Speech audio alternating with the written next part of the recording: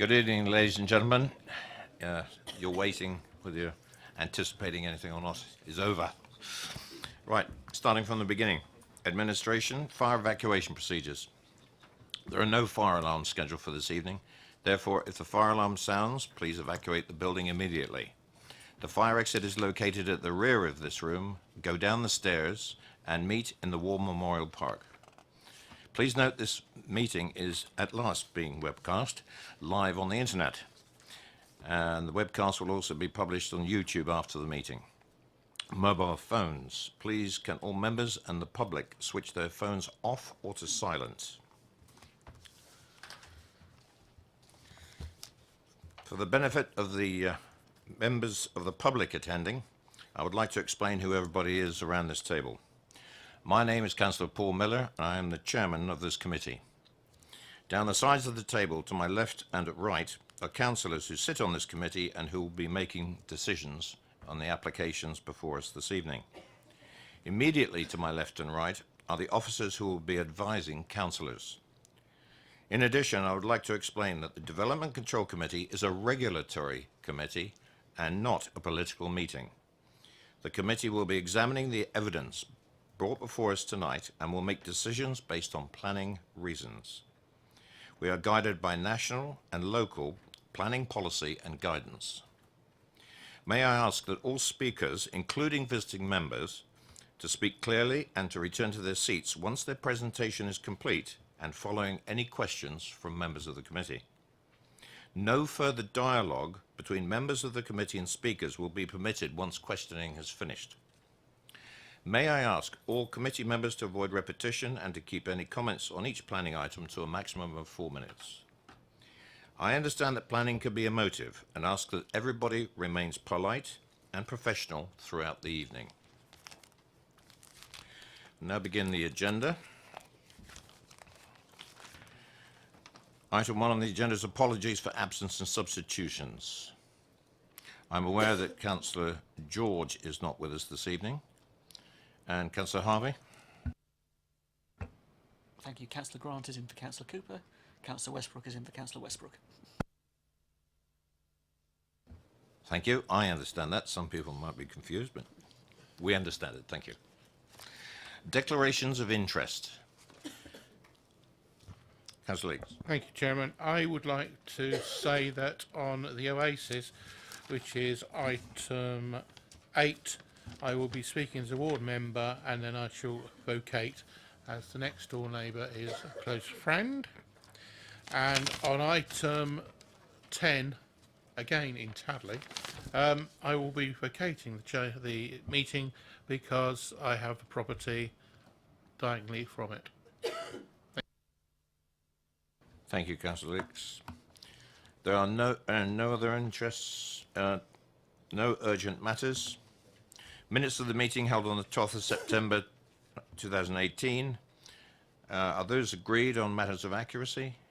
Is that agreed? Agreed. Thank you. I will send them after the meeting.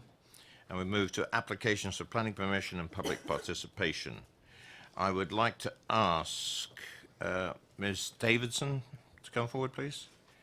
If you'd like to take a seat and just hang on while the officer introduces the applications. I'm going to say the applications because item 1 and item 2 are connected. Thank you, Chairman. So the applications relate to the Pure Fire Arms in Preston Candover. The proposal being sought is alterations to the first floor of the main pub to create 2 letting rooms and the erection of a 2-storey extension and alterations to the storage buildings to provide 2 3-bedroom dwellings with associated parking. Can I draw your attention to the page 1 of the update paper where it sets out the viewing panel minutes where members visited the site and also an update which relates to highway matters which followed the viewing panel meeting, just clarifying some points there.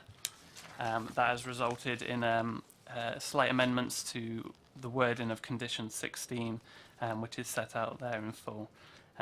Just to let you know that the recommended pre-commencement conditions attached to the report have also been agreed in writing by the agent of the application. Thank you. Thank you very much.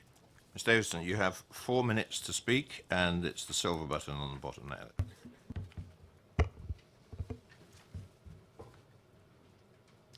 Thank you for allowing me to speak about the application which affects our pub and village.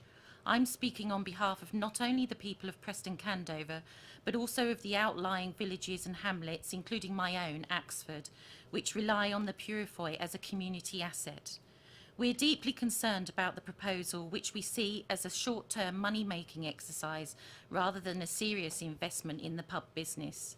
So concerned are we as a rural community that over 120 people took the time to write individual letters of objection, which we hope you will regard very seriously, as this represents a large proportion of the adult resident population of the area. Our concerns with the proposal can be divided into 3 themes. Firstly, the unjustified harm to the listed building's significance and the character of the conservation area. In this regard, we believe that the scheme negotiated over the last 10 months by the Conservation Officer is ill-judged and lacks a proper understanding of the heritage significance and how it should be conserved. The so-called conversion of the outbuildings is insensitive in the extreme and requires a substantial addition to the rear. To achieve this, there needs to be a considerable amount of demolition and alteration, the incorporation of alien facing and roofing materials, numerous roof lights, and the complete loss of the servile character of the frontage. This domestication of the service buildings requires an inappropriate loss of historic fabric and destroys the legible character of the building.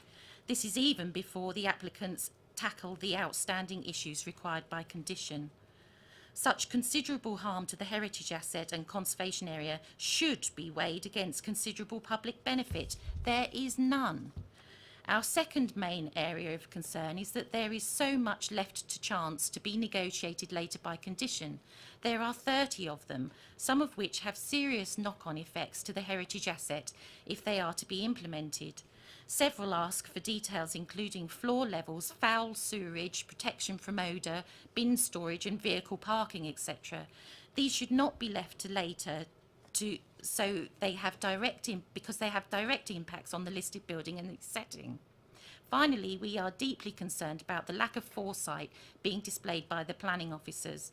Apart from the highly unsatisfactory and harmful visual impact on the village, the imposition of 2 additional dwellings attached to the public house will set up immediate conflicts in terms of noise and disturbance, parking and odour control. The use of the pub for events such as weddings and parties or village occasions will be severely curtailed due to the disturbance and other effects imposed on occupiers of the new dwellings. The proposed arrangement is set up to fail. The ability of the pub business to expand or improve its facilities in terms of a number of covers, improvements to kitchens and toilets, or to create meeting rooms out of the existing outbuildings is completely destroyed. You will have just under 1 minute. It is inconceivable that the creation of 2 dwellings for open market sale and 2 letting rooms will support the viability of the business. We are highly suspicious of Red Oak Tavern's motives. We, the community of Candover Valley, love our pub and want to see it flourish. We are not fools, though. We can see when proposals are not beneficial in the long term. We implore the Planning Committee to also see the harm that this scheme will do in terms of immediate visual and heritage impact and to the long-term running and potential expansion of the village, of the business. We ask you to reject this proposal in the interests of preserving a vital community asset. Please don't let us down. Thank you. If you turn your microphone off, please. Thank you. Members, any questions for the Speaker? Councillor Bown. I mean, do you think that if this proposal goes ahead that people of Preston Candover and the outlying area won't actually use the pub? We will certainly use the pub. We love that pub. We are so glad that we've got the manager in there that we have at the moment.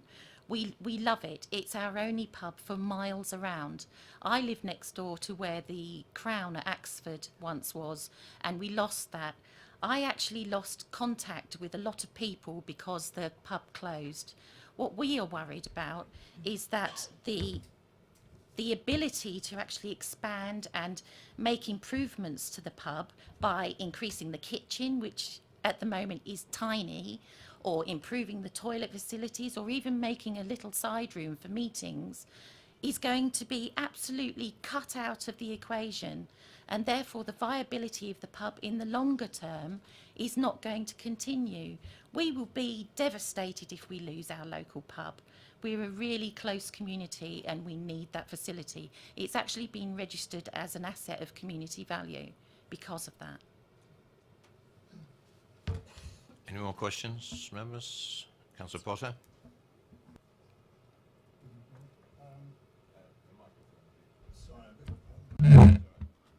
Is that better now? Yep, thanks. Hello. I don't know whether you're in a position just to help me on this, really, because it is a fairly detailed analysis, but our officer obviously draws our attention to particular policies, CN7, EP4, EP5 of the local plan, and Section 6 of the MPPF. I mean, I'm sure you're familiar, having commented on all the objections that you've had, really, particularly in regard, although many times this doesn't come into our consideration really in terms of viability, but the commentary that's made is, and I know you've said something to Councillor Ban, but the word is, it's considered that the proposed provision of letting rooms will improve the facility by expanding the range of services, improving its viability, and hence support its continued operation. I mean, the proposition being many rural pubs suffer obviously in terms of their business model. If this happens, then it's going to be more viable than it was before. Why do you particularly think that proposition is not acceptable as an argument? Because it's simply not enough, and it takes away the accommodation for staff. The flatted accommodation is actually going to be reduced for the existing manager to make room for that. And actually two letting rooms is not very much. And actually, I cannot see that the management of 2 letting rooms and the finances that will actually be achieved by 2 rooms, 2 small rooms, is actually going to do anything for the viability of the pub. But it's not, that is just part of the application. The biggest part is actually the conversion of the service accommodation, which will rule out any other opportunity for expansion of the pub. It will also actually affect the living conditions of those people who may well go into those houses. I can imagine that if the pub was wanting to put on an occasion like we did down there for the Diamond Jubilee, there was a party where the whole valley went to the pub. Those people who are living in those houses, if there are umpteen different occasions in the pub that make noise and disturbance and extra parking, that is actually going to become a nuisance to them, and the council will have to deal with it. What will that mean? That will mean curtailing activities at the pub. Just on that point, if I may, it's obviously not for me to get into any exchange with you, but I guess the principle of buyer beware applies, doesn't it? Those people who would buy those properties would know exactly where the dwellings were, what type of environment they were buying into. I mean, that would be a sustainable argument, I would have thought, would it not? No, it's not. I've had a long experience in dealing with issues of people with trees, for example, who buy plots with trees and they want to get them chopped down after a while when they realise what shading or whatever it affects. We've had examples where we personally have been complained about because people have bought into the village and we've got cockerels and they make a noise. You hear about people complaining about church bells. I mean, buyer beware is all very well, but people aren't aware, or they don't take into consideration these things. And I know that actually noise and odour problems are actually actionable nuisances that the council will have to take action about, because they cannot ignore complaints.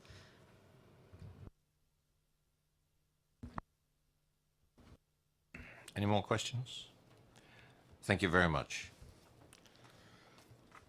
Could I have Mark Grinnell, Ian Woodward Court, and Kyle Buchanan?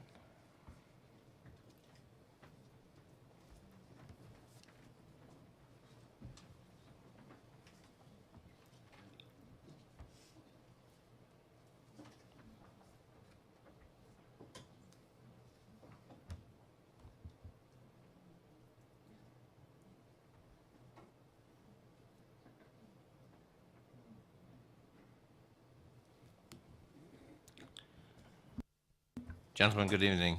I don't know how you're going to work it, but you've got 4 minutes between you. And if you could just introduce, if you're speaking, could you introduce yourselves, please? It will just be myself speaking, Mark Runnell. Good evening, councillors. I represent Red Oak Taverns, a national leased and tenanted pub company that currently comprises 161 pubs across the UK. Investing in our pubs and tenant partners is central to our business. We are passionate about pubs.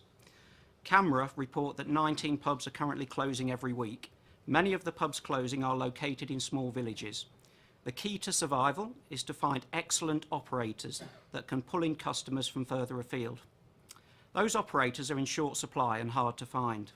However, chances improve if the pub company or owner has the investment capital available in order to lure the best operators to run that local rural pub. Red Oak Taverns is not immune from these challenges, and since acquiring the Purefoy Arms in 2015, we have had mixed fortunes in sourcing a great operator. We persevered. We identified a multi-award winning chef who was looking for his first venture. With Red Oak Taverns risking £140,000 of our own capital to bring the pub up to his exacting standards, he has signed a 10-year lease, thus safeguarding the long-term future of this pub. We are passionate about pubs. It is important to note that the new tenant partner was fully aware of the current planning application when signing the 10-year lease. He is happy that the staff accommodation is sufficient and that the income generated from the proposed letting rooms will be attributable to him, not Red Oak Taverns. Importantly, he has no requirement for the outbuildings that we are looking to convert, and these do not form part of his lease. The reality is that the outbuildings have been surplus to requirements from the Purefoy Arms for many years. Indeed, the buildings had planning permission to convert into 5 bed and breakfast units back in 2002 and have been largely unused since then. As the buildings are unused, they are poorly maintained. This, coupled with the close proximity of the ash tree, is resulting in structural defects. The structural survey includes photo evidence of deflected purlins, movement to walls and holes in the roof. Hand-dug trial pits also clearly demonstrate root invasion under the substructure. The current application offers up a viable reuse of the outbuildings, ensuring the listed building is protected. We know that concerns have been raised about parking and visibility splays. It is vital to understand that the current pub car park has been successfully operated for many years and there is no evidence of accidents. Nevertheless, the current planning application includes a pre-commencement condition requiring us to submit a final parking layout for approval and to maintain the car park in that way in perpetuity. This is a significant improvement over the unrestricted status of the car park and gives the council important oversight. You have 1 minute. We are acutely aware that this is a sensitive site. In light of this, Red Oak Taverns have been in dialogue with your planning officers since January 2017. The Conservation Officer suggested design amendments which have been included, and we are now confident that the proposal represents the best option to secure long-term use and maintenance of the outbuilding, resulting in a heritage benefit to the site and village. Red Oak Taverns has a successful track record in developing around Grade 2 listed pubs. Our recently completed scheme, Temple Gardens in Temple Cloud near Bristol, has been universally acclaimed, winning the REBA Award 2018 for Heritage Design, and the pub is thriving. This is a progressive application that not only safeguards the long-term future of the Purefoy Arms, but also brings derelict and redundant buildings into economic use. We respectfully request that the committee follows the Planning Officer recommendation and approve this application. Thank you. Thank you very much for being on time. Members, questions to the applicant, and could I ask you, you've heard various allusions to the heritage side of things. Bearing in mind we have the 2 applications in front of us on this particular site at the moment, you can ask questions on the planning application and include any heritage questions you like. And that we cover that in one go. Any questions to the applicant? Councillor Bowen. Yes, the redundant buildings that are going to be converted, the objector, Ms Davison, mentioned about it's going to inhibit any further expansion of the pub. Would you like to comment on that, please? Of course. We have a great operator in the pub, and he specifically took this pub. One of the reasons he specifically took it, it was the right size for the type of operation.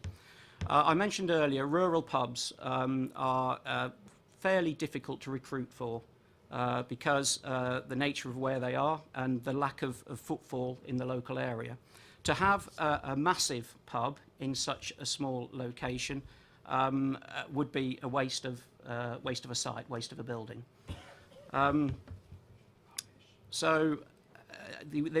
is also the garden, which can be used, and there are many covers within that garden within the warmer months to also use if required. Councillor Robinson. Thank you, Chair. Two questions, if I could. One, how many members of staff would you normally envisage being on site in the course of either a normal evening or a normal Saturday or Sunday? And you referred to the number of covers in the garden. Can you give me any idea of how many covers you would normally expect to do in an evening and or on a Saturday or Sunday lunchtime? We run a leased and tenanted pub operation, so we don't get involved with the day-to-day running of the operation. We lease that to our operator to do that. That said, as I've just said, our operator came in and took this site because we could give him circa 55 covers in the pub, which he seems as being absolutely appropriate for his business. In terms of, sorry, the other question you asked, could you repeat that for me? Yeah.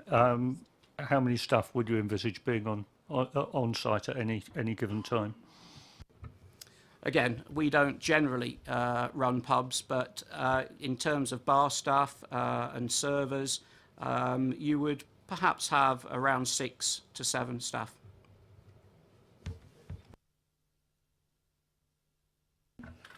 Councillor Harvey. Thank you, Chair. When you addressed the difference between the viability in the context of the pub and mentioned the letting rooms and how that would be to the operator, I did note that you said in terms of the other 3 buildings that they will not be relevant to the operation of the pub. Therefore, in the context of viability, they don't form the viability of the pub, do they? They become separate entities in the sense of the way you, as a company, will benefit from those 3 properties. Is that the correct way we should look at those 3 properties? And in terms of the viability of the pub, that becomes quite an important question, doesn't it, that we need to consider? This pub has become viable largely because we found the right operator and we've invested £140,000 of our own capital in that pub. You know, that money comes from somewhere, and in terms of what we do look to do within our estates is to take these redundant buildings and bring them into use. That sometimes creates capital, generally creates capital for us to invest in our business elsewhere, which we do. I'm very proud to say of our 161 pubs right now, every single one is let. We have no closed pubs, and that's because we invest in our business and we generate capital to invest back in our business. Just to go back to the phrase, we are absolutely passionate about pubs, which is why we've invested this amount of money in this pub to give it a long-term future. Thank you. Can I just inquire, you said you were representing the company. What role do you play? What is your role within that? I'm the Managing Director of Red Oak Taverns. Councillor Potter. I'm anxious not to stray too far into the viability arguments anyway, really. I mean, we try and steer clear in planning terms. Can I, constant reference to letting rooms, which could mean anything to anybody, really. Can I just be absolutely clear? I mean, are we talking about bed and breakfast? Is this what we're talking about? You know, sorry. You've referred to that in another context. I mean, simply this is what they should be referred to as, isn't it? Bed and breakfast, yeah? Yes, they're hotel letting rooms, bed and breakfast, if you like, yes. And I heard a reference earlier saying that how did 2 rooms just make a difference? These 2 rooms could generate £20,000 to £30,000 over the year, which pays the rent for the operator of the pub. Even a small amount of rooms makes a big difference to the viability of pubs, and that should also be taken in the context of, should this excellent operator decide to move on, that the rooms are there to support any future operators coming in and hopefully making a successful, viable pub. Councillor Potter. Sorry, Chair. Could I just check one other thing with you, really? And I'm no expert in any of this, of course. In terms of the 55 covers that are referred to, what sort of time scale, what period are we talking about for those 55 covers, i.e. meals to be provided, in terms of clientele? What does that mean in terms of people at the place, driving there in the main, I dare say, etc., and requiring parking? What sort of period are we talking about? Again, sorry to not to go too much detail. We don't generally operate the pubs, but the style of operation that Gordon runs there is a reasonably high-end operation, and most people going to the pub will be diners, and I would envisage spending certainly at least maybe an hour at the pub.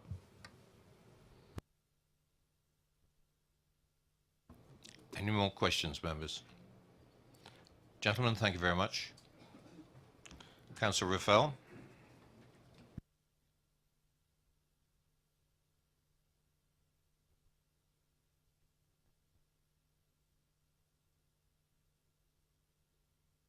Good evening, Councillor. Good evening, Chairman. Thank you for allowing me to address the meeting. I've probably written more at the front of this application than I have in any other applications before this committee. I'm not someone who's opposed to the owners of public houses investing in them and modernising them. I've backed at least 2 in my ward, which are now thriving, the Woolpack and the Hoddington Arms in Upton Gray.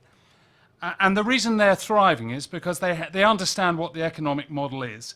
And for those very sensible questions that have been put before to the applicants, the economic model is this.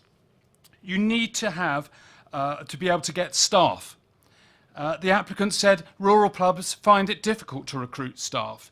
The reason being is because the villages are small, and those people who are paid low wages don't have cars, there's no buses, and they're not going to get mum and dad or anybody else to drop them off and collect them late at night.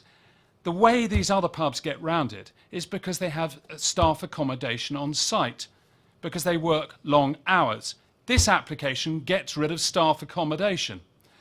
The second thing that this application fails to recognise, but those other pubs that are thriving do recognise, is that landlords come in all shapes and sizes, and often with families or partners. And therefore they want to move into accommodation where they can live as a family. This application gets rid of that a possibility.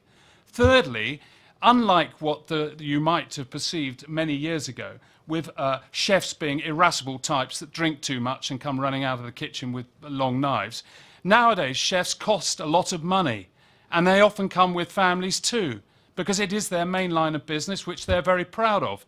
They require accommodation. This application takes no account of that. And the hollowness of this application is that the applicant simply doesn't understand the economics, or deliberately is obscuring it, of how to run a successful village pub in 2018.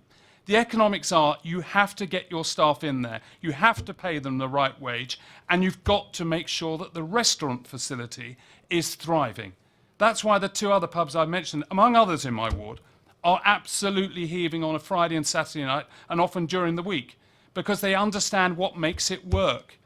This applicant didn't even know how many staff to employ, let alone how many chefs might be on duty, and simply hasn't got the model right.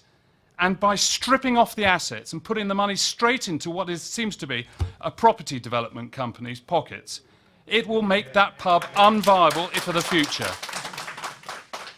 Because the potential to do something with it in the future will be removed. And that is, so when you look at your planning policies, and you look at, as you have, policy CN7, it wouldn't improve the essential features in this public house. It wouldn't improve the rural economy, because in due course, that pub will close. Because the reason they've had turnover of staff is because any chef or landlord can't do what they really want to do, which is expand. And the reason that the way they're able to do that is because the owner says, right, I'm going to put in this cash injection and I'm going to see it as a 10-year plan, not a 5-minute wonder. And this is, all of this is a 5-minute wonder to do something with an asset and hope that the current chef wants to stay for 10 years. Well, it won't work. And that's why it hasn't in the past. The residents know it won't work. And you're being sold something that isn't going to work. And it doesn't matter how much people say, oh, well, the houses look all right. They don't look all right, in fact. I don't think they do. And I think the transport issues in relation to them are absolutely potty. The whole background to it is it won't cause the public house to thrive in the future. So I ask you to reject it on as many grounds as you seem fit. Thank you very much, Councillor. Members, any questions for the ward member? Councillor Bound. Good evening, Councillor. The applicant mentioned the fact that they had put, what was it, £140,000 into the pub or something, but they didn't see that they would ever want to expand it because they didn't see that that was viable. Would you like to comment? Well, it's balls. I mean, people come to the Purifoy Arms from they travel 10, 15 miles if they want a decent meal. That's what pubs do. They get a reputation. I can name other pubs not far away. People go to the Yew Tree up at Weald. I've never been there in many years, but you hear of people coming from the other side of Basingstoke to go to it.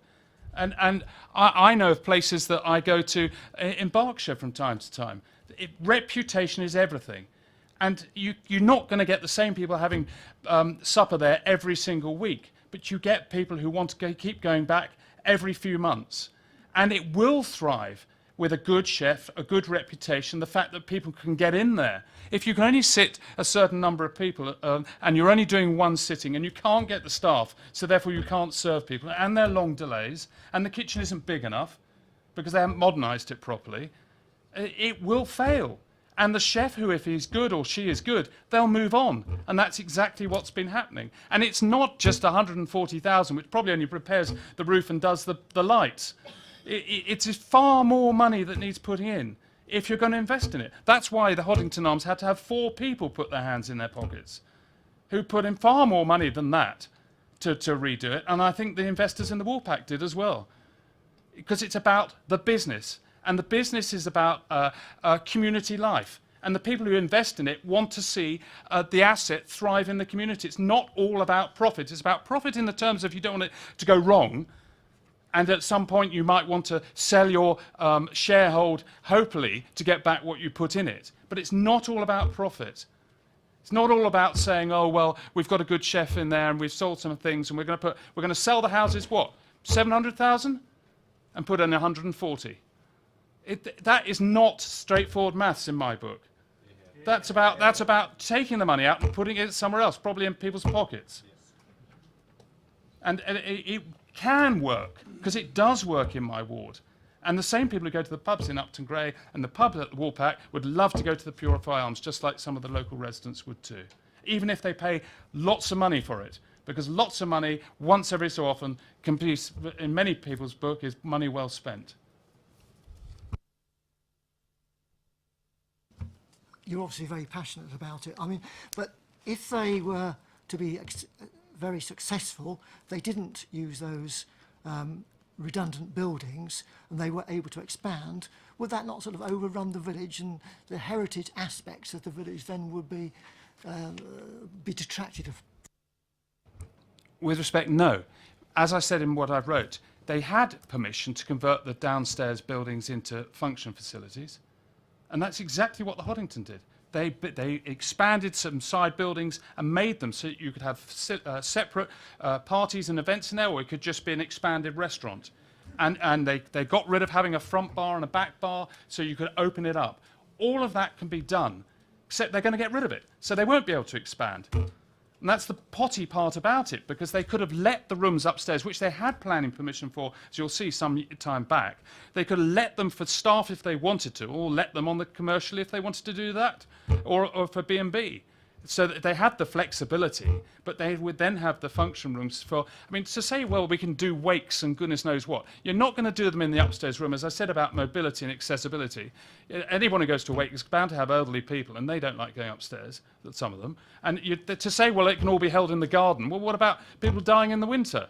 I mean, it's just potty. It hasn't been thought through. And so they've got the assets, they just need to turn them the right way round and invest for the future. And that's what the residents want, and that's why they're so grumpy, because it's not their choice, this, it's the owner's choice. And the owners, they think, is making a wrong choice, but they would want to work with the owners to make the right choice. Thank you. Councillor Potter. Hello, Councillor Rafael. As you know, I mean, we're normally steered away as a committee from discussing the viability of applications that come before us. It's the people who make the applications risk in terms of what they're proposing.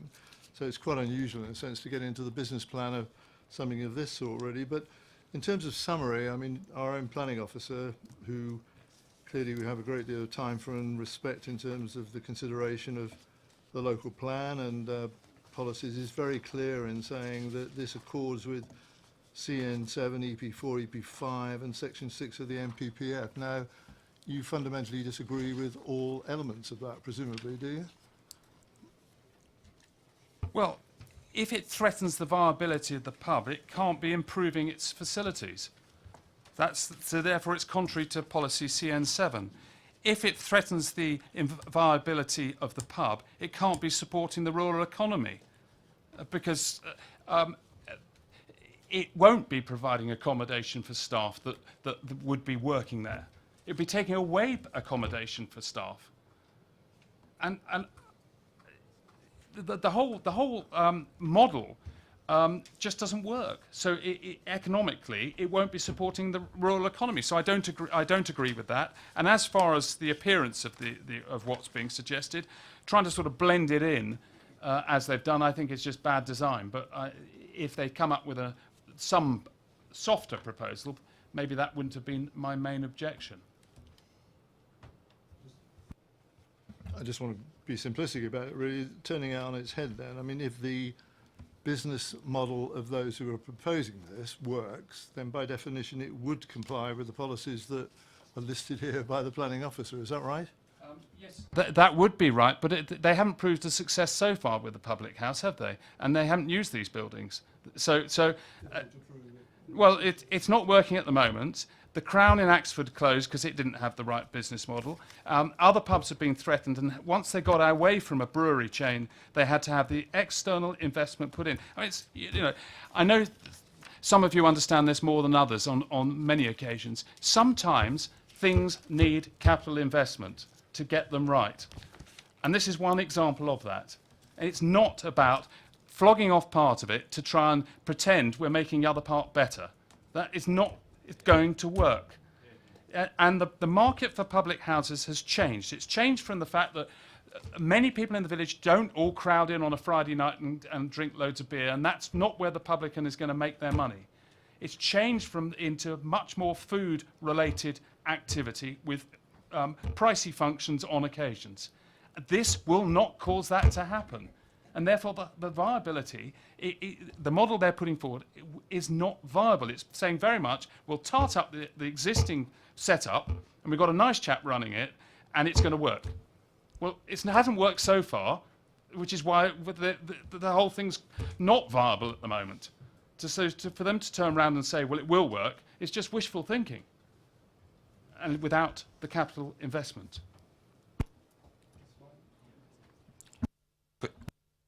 Questions for the ward member? Thank you, Councillor Rafal.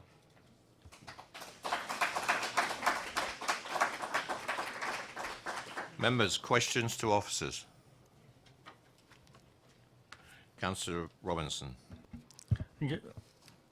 From the figures we've been given, we're looking at 6 staff members coming to this, probably by car, because they can't live on site.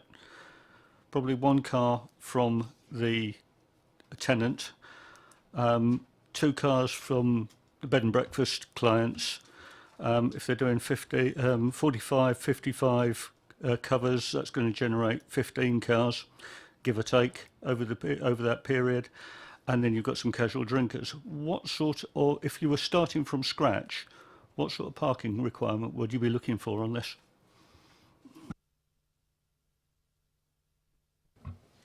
The highway section on page 36 and 37 covers these matters. At present there's 16 spaces available.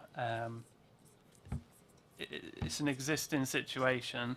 I think in terms of what would be required, the transport statement submitted suggested that there might be a small shortfall in certain times, but suggested that this is an existing problem, and there may be some small-scale on-street parking. I think that would be the same carrying on should the proposal be allowed. I don't think you've actually answered my question. I asked if you were giving planning permission for a pub of this and a restaurant and bed and breakfast of this scale, with that level of turnover, how many parking spaces would you require? Unfortunately, I'm not a highway officer, so I wouldn't be able to tell you that off the top of my head. It may have been included in the highway officer's comments, which are online, and we can have a look at those, but I wouldn't be able to work that out on top of my head, I'm afraid. Thank you, Chair. With regard to the area that they're talking about converting to residential, I heard that you've checked that vehicles will be able to enter the site and leave the site in forward gear, so effectively they will be able to turn around on site. And I accept that when there is only one car there. Are you convinced that when there's 4 cars parked there, there is room to turn a car around? Yeah, vehicle swept paths were provided for the proposed parking for the dwellings, and it showed that the manoeuvrability could be achieved on that site for each car to enter and exit in a forward gear, whilst there are other cars there as well. I'd like to just amplify that photograph that's been taken there. Those are what we understood when we went on site. Those are staff cars.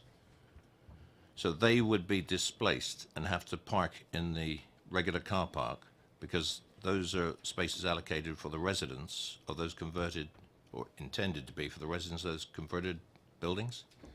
Confirm that's correct? Yeah, yes, that is correct.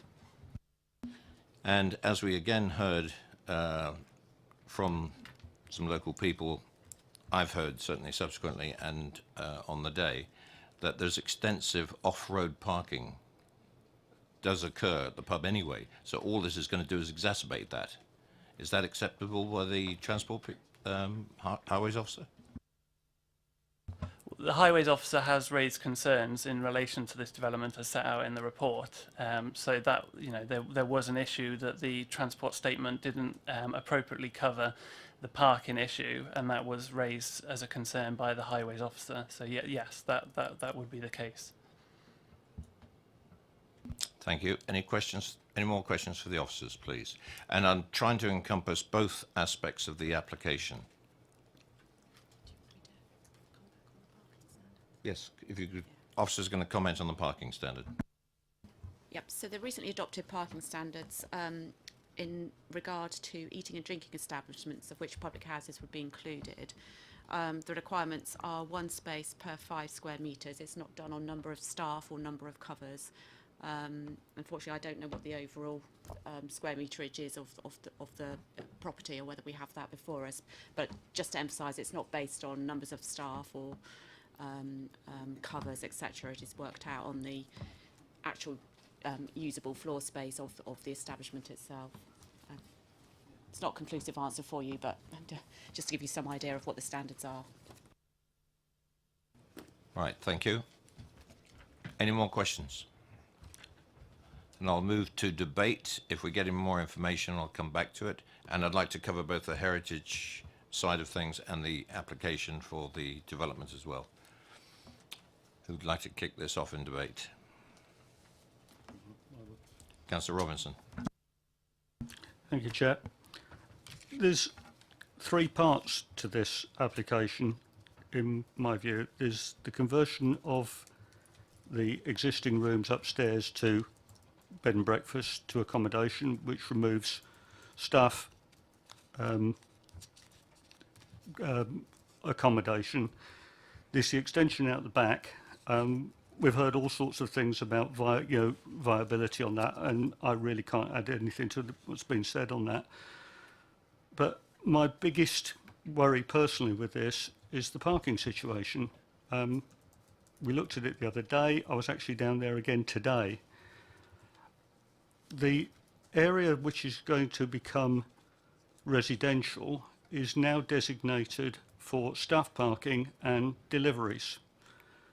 When people leave staff parking and deliveries, there are other people around, particularly with lorries coming in. And it'll be possible to get somebody to stand out on the other side of the road and wave you out and use a banksman.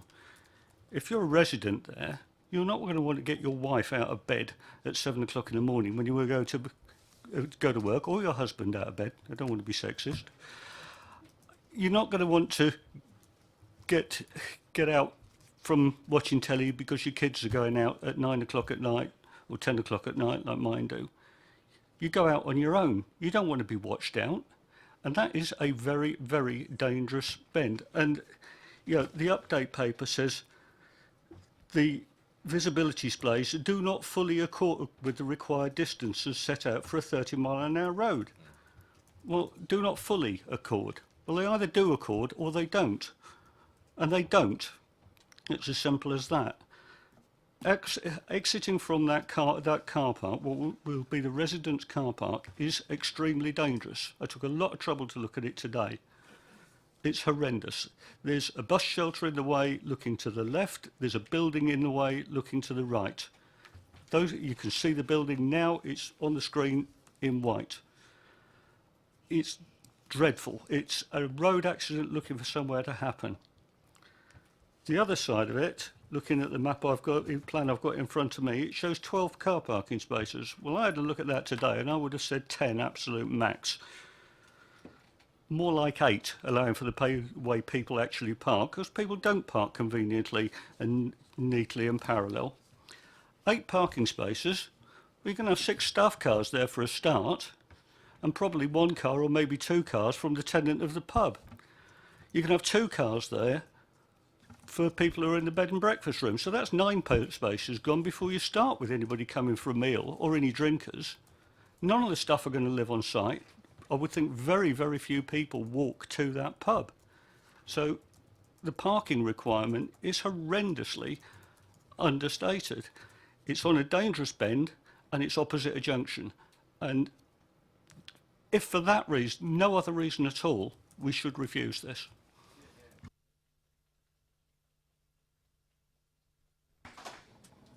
Councillor Harvey. Thank you, Chair.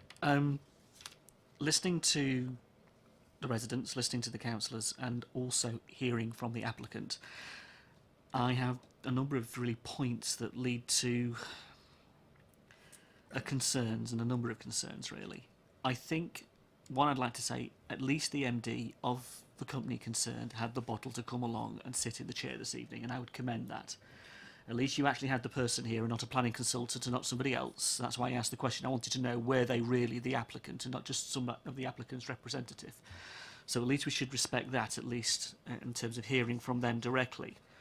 But if we have an operator that entered into this pub in 2015 and has had the best part of 140k of investment in it, and now we have this application before us, it does raise a question under NPPF paragraph 6 of the sustainability of the place itself. And in that context, we have the paragraph which is as clear as can be, that it supports sustainable growth for all types of businesses in rural areas through the conversion of the existing buildings and so on. It supports the existing business. And that is the point. Does the conversion of the 3 other units support the existing business? No. They support the applicant in what they seek to do. And I think the issue for us here, and this needs to be really carefully thought through, because what we do not want is a self-fulfilling prophecy. whereby refusing this application results in the closure of the pub because of the particular business model that is in front of us and the viability arguments that are being made by the applicant, who is being clear to us that their model, not some hypothetical, not what the residents are suggesting they want, nor what the councillor suggests he wants, nor what we might want.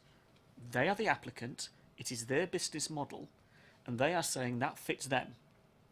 Fine, I understand that. In terms of the long-term sustainability of the pub beyond them, our gift, if you like, as the planning committee to say whether or not we see paragraph 6 of the NPPF being fulfilled, which is about the sustainable growth of the business long-term, conservation arguments, highways arguments, all of those arguments fit as part of that. That is a really important thing that we need to balance and consider this evening. So for me at the moment, what I have is a village pub, which is much loved and the community care about and is a community asset. We have an applicant that has a particular business model that fits the next 10 years perhaps, or the next 8 years, or the next 5 years, for as long as that person is going to be running the pub, that fits their particular model of 55 covers, of the staff they want and so on. And then you have the long-term security of what is an important asset within the village itself and the valley and so on. And I cannot at the moment, with the arguments that have been presented thus far, see paragraph 6 of the NPPF being fulfilled. And that's pretty fundamental.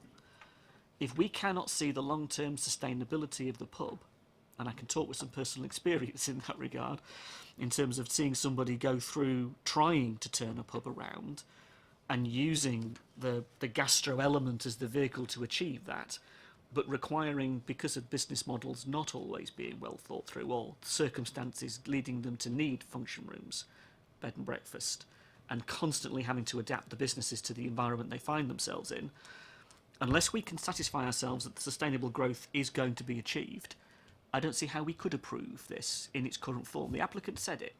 Those 3 properties were not part of their viability assessment for the running of the pub. Therefore, what are they in their mind? Just a money-making exercise? Okay, that's one element. That we've got to be careful with is not a planning reason to reject this application. We can't reject it on those grounds. What we can say is that the paragraph in the NPPF says, do we believe it is sustainable in the long run? And that's a principal point to add to what has already been put.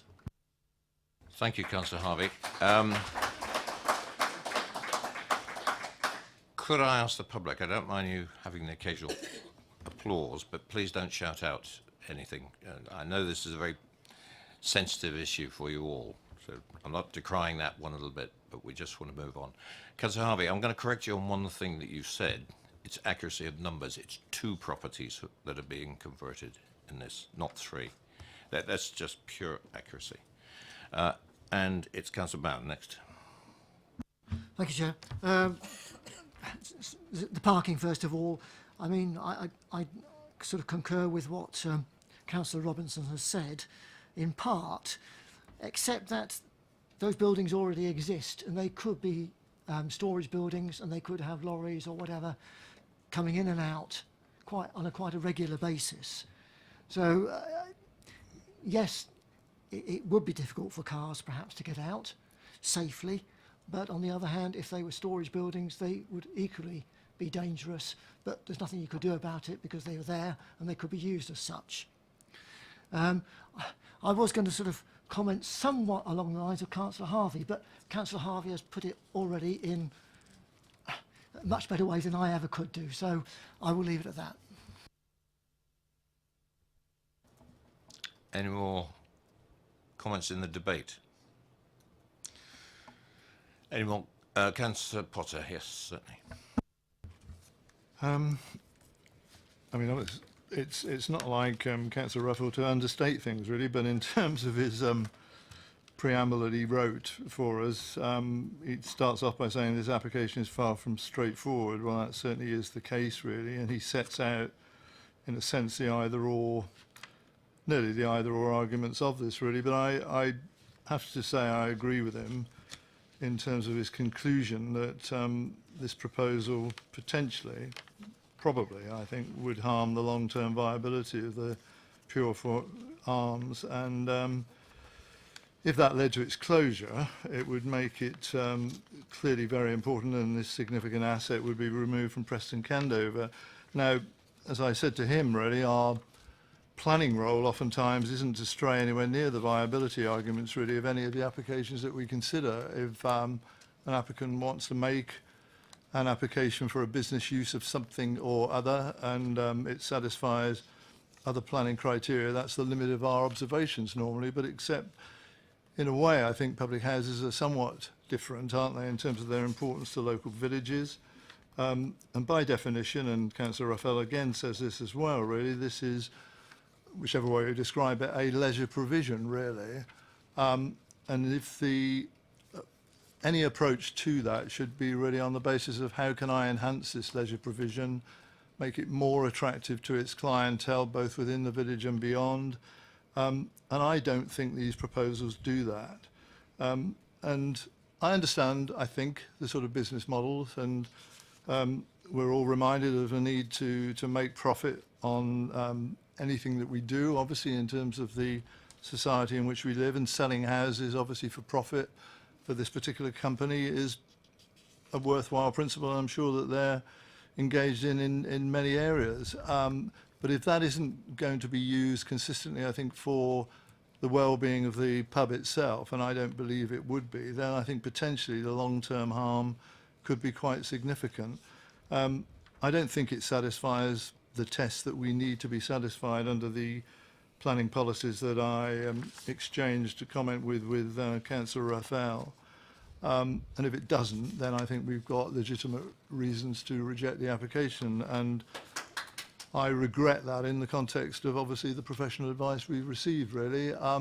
It also, I think, by admission, doesn't satisfy one of the provisions of SS6, really, which normally doesn't concern me a great deal, but it does on this occasion. And therefore, I think we've got sufficient arguments, really, to reject this application, Chair.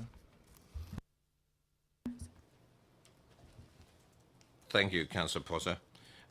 Before I go back into what you just said, can I remind members that we've got 2 applications on this particular site, and I think the majority of the comment and the subjects being addressed apply to item number 1. On page 61 of the report, we do have a reason for approval for the same property in relation to the heritage side of things. Now, if anybody has got something to comment on that reason for approval, for or against, or anything that needs to be commented upon, on page 61, if we could air that now, because what I will do is call for a vote first on the first part of this application, followed by a second one on the heritage listing building consent. And I've heard just a little on that at the moment. If anybody would care to comment on this? And we're still in debate at the moment.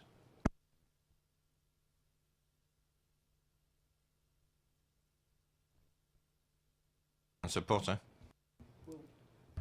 I mean, I know these are the way we do things on occasions, really, but in regard to item 2, really, in regard to the simple, I say simple, I'm sorry, application in regard to the alterations of the building itself, I mean, the reason for approval suggests that it would preserve the character and appearance of the Preston Candover Conservation Area, would not have an adverse impact upon the heritage and architectural importance of the pub in question, and would comply with policy M11 of the local plan, etc. I mean, turning that on its head, and I think in terms of both the design that we have seen before us in terms of the plan, the visual aspects of that, contrary to what we see at the present time, I don't think this is as careful a design as it could and should be, and therefore I don't think it complies with that provision, and therefore it doesn't satisfy policy EM11. I would say that that is a reason in itself to reject that element of the application, Chair. Thank you very much, Councillor Potter. Councillor Bound. I just ask a question on that, though. I mean, the ash tree at the back was affecting the structure, as I understand it, of the building. should we turn down the application and then presume the tree stays and the building is then in danger? Is that, Yeah, the structural report did indicate that there is potential that the tree is damaging the integrity of the building. The structural survey just sort of clarified all of the points, sort of a visual inspection of the building, and said it was in a poor condition generally, and there was evidence of tree roots sort of underneath the building, and that may be causing some of the structural damage to it. So it's up to you whether you want to include that. That might be where the structural report says, but if we hadn't got these applications in front of us, that would still apply, and some remedial action would have to be taken in any case, would it not? Yes, obviously, if it's, I think one of the arguments set out in the report is that if it's brought back into sort of an economic reuse, then that would be done. The sort of use as storage isn't a good use to sort of keep a high standard of maintenance of the building. Even one that has a grade 2 listed identifier? Yes, sure. Yeah, clearly there is a responsibility on the owner to, in terms of listed building legislation, to ensure you know, the building is kept up to a reasonable standard, and you know, there are other measures under the listed building legislation should the building become in such a poor repair that the council could consider taking. You know, should it consider that necessary? But that's a very long way down the line, and we're not saying the building is in that condition at this point in time. But there are, you know, other measures to ensure the building remains in a good condition. Councillor Robinson, followed by Councillor Harvey.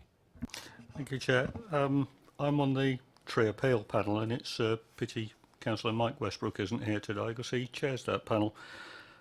Whether this planning application goes through or not, the owners of the site can apply for that tree to be taken down. And one of the strongest reasons we would consider on the tree appeal panel is that it's damaging the building. So it's not a case of the tree can't come down if we don't give planning, you know, if we don't give this planning permission. That can be done completely separately. It really has no bearing on what we decide today. Councillor Bound. yeah, I'm not that daft. I was just asking that it was clarified, that was all. Councillor Harvey. Thank you, Chair. Looking at the report and obviously respecting our officer's professional advice, they are clear in the report itself that it is evident that there should be some harm arising from the loss of the fabric as a result. We are clear that harm is being caused. We need to judge that. We need to think very carefully about that. So I respect our officers in that regard, bringing that to our attention. There would also be some loss of significance arising from the fact that the outbuildings would no longer have a function ancillary to the main part. They're in the economic part, and the report goes on to say quite clearly that the benefits associated with the conversion of the buildings relate to bringing historic buildings into economic reuse. Well, those two conversions do not bring them back into economic reuse. They create a different use, wherein they are then separate from the economic use of the building as a pub. So in a sense, we have some important arguments to consider in the heritage element to say, actually, yes, this is significant harm that we can consider, and therein reject on those grounds, or at least on that balanced argument. Thank you, Councillor Harvey. Anybody else? Councillor Potter, can I take yours as a proposal? For, on item 2 or Yeah, item 1? I fear you must really, but Yes. the follow-up on that worries me greatly. But I mean, in all seriousness, yes, and I think we've got sufficient. For item number 2? Yeah. Right, I'll take that first. That's right. Yeah, we can do that. And we're being very clear. So Yeah, we've been very clear on item 2, I listed think. building consent application. The list of building consent application, we'll address that first of all. I have a proposer. Do I have a seconder for refusal? And Councillor Robinson. Now, officers, do you want a reason for refusal? I think it's been eloquently put just now, but EM11. Officers are satisfied with the explanation given by members. All those in favour of refusal of item number 2, listed building consent.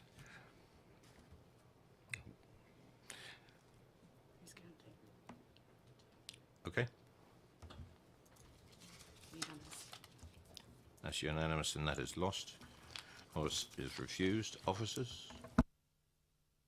Yeah, list consent application item number 2 on the agenda is refused on the basis of the heritage reasons outlined by Councillor Potter. And I think Councillor Harvey as well. Yeah, between them. Yeah. Yeah, so specifically in relation to not meeting policy EM11 of the local plan and also the NPPF in terms of the heritage section 16. Item number 1, the full planning application.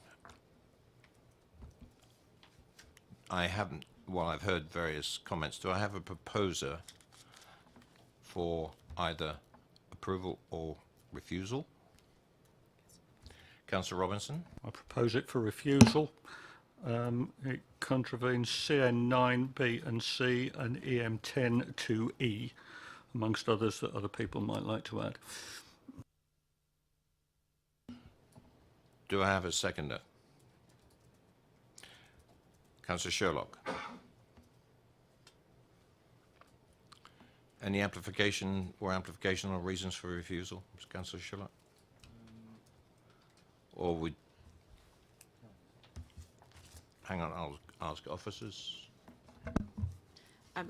My understanding from the lengthy debate also made reference, I think the 2 policies that Councillor Robinson's referred to relate to the parking and amenity, but I took from the debate there was a lot in terms of not meeting the economic requirements of the MPPF, in particular section 7 that Councillor Harvey referred to, and also the policy EP5 of the local plan, the economic policy within there. It was in terms of the debate centred around not being prosperous, thriving business, and members may want to consider those as well. Section 6, I believe that is, yes. Okay, of the MPPF. I have a proposer and seconder for refusal for item number 1. All those in favour for refusal?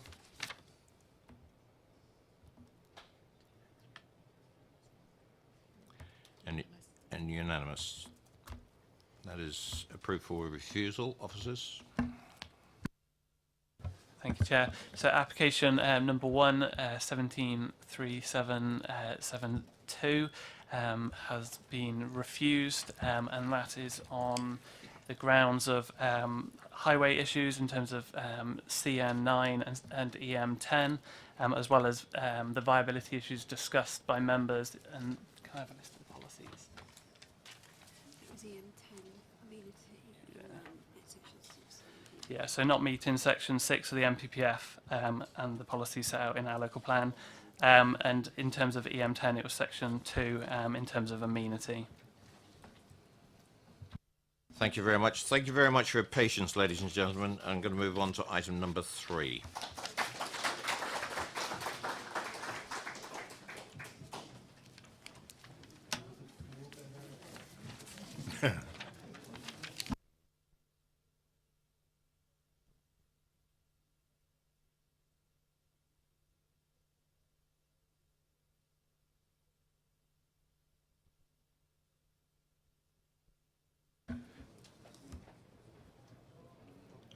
May I ask Mr. Beale to come forward, please?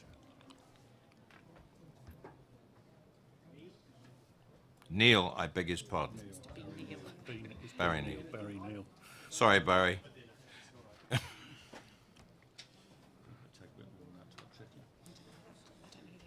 No. You have, could the other councillor please identify himself? Thank you, Councillor Darker. That's for the record, by the way. Nice to see you. The officers will introduce the application. Thank you, Chair. This is an application for the erection of 3 detached dwellings following the demolition of the existing barns, and also includes the change of use from part agricultural and part equestrian to residential use. If I could draw your attention to the update paper, and the report of the viewing panel. The update paper also contains some additional information with regards to the existing equestrian use, the extant residential conversion of the barns, clarification on drainage, and also the Thames Basin SPA. I will also bring your attention to an additional plan which I'm going to put before show you just to clarify. So this plan here, I'm basically the hatched, it's actually red at the top of the page, is what we would consider as the previously developed land. That's where the equestrian barn is and also where the menage is as well. Below that is the area, there's a blue hatch and red area. That's the area that's covered by the extant agricultural permitted development conversion into 3 dwellings, just to confirm that area isn't previously developed land, but is an extant consent that could be implemented. The officer's recommendation is for approval. Could I ask you to have that initial display on the left up on the viewer, please? That one, because that's going to come in for a little bit of discussion. Thank you. Mr. Neil, you have, sorry, Councillor Neil, you have 4 minutes. Can everybody hear me? Right, yes. Good evening, Chair, members and planning officers. My name is Barry Neal and I'm representing Sherfield-on-Loddon Parish Council and it has objected to this application. A couple of months ago, the Sherfield-on-Loddon Parish Council, through Councillor Rowland, advocated the building of 15 houses in the parish. That's aside from the 450 to 700 that are going to be built at the southern part of the parish in the next few years.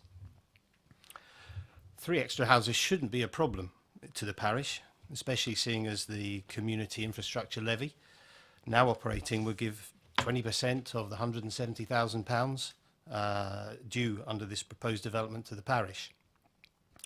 Happy days receiving £34,000, we might say, except the parish isn't just about money. We have a fully authorised neighbourhood plan, and those additional 15 houses were part of the parish's commitment within or adjacent to the settlement policy boundary.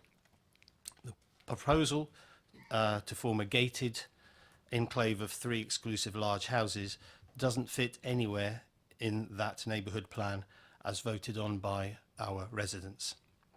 The fulfilment of local plan policy SS5 requires the Sherfield-on-Loddon Parish Council to reject further developments. We understand that from 2015 a permission was granted to convert or renovate the Dutch barn into 3 dwellings. In 2017 that mutated slightly into demolishing a second barn and putting in mezzanine levels. Now we have a total reworking of the site, expansion into a wider footprint, the true scope of which wasn't really apparent in February this year, as the received or published plans on the BasingstokeGov planning portal continued to show 1 building. Only on the 9th of August did the new 3 building plans become evident. During the site visit last week, it was evident to members that this was a huge deviation and certainly not in keeping with local plan policy SS6. It's visually intrusive and the proposed design is not appropriate to the site's context. From Councillor Rowland's submission, included in the briefing papers you have, policy H3 from our neighbourhood plan identifies that the application does not comply with contributing to a balanced mix of housing, and we disagree with the assertion that it complies with CN3 of the local plan. In addition, the application doesn't comply with policy D1 of the neighbourhood plan, as it fails to show how it will conserve or enhance the character of our parish. Turning to neighbourhood plan policy D2, these houses do not comply, as amongst other things they are not of high architectural or rural quality. They are estate houses plonked into a farm setting. For policy T3, the transport in our neighbourhood plan, You have 1 minute. regulation of the Highways Department, this would have an adverse impact on local road safety. This point has been highlighted by Councillor Robinson. It will create further traffic down a single track lane onto the dangerous A33 Wildmoor Junction. On reading plans to install a package treatment plant for wastewater with a soakaway in the vicinity, I cannot see the Environment Agency as a statutory consultee, nor any report. The River Loddon already has low water quality due to high levels of ammonia. a waste stream from new houses into a river in perpetuity is not suitable.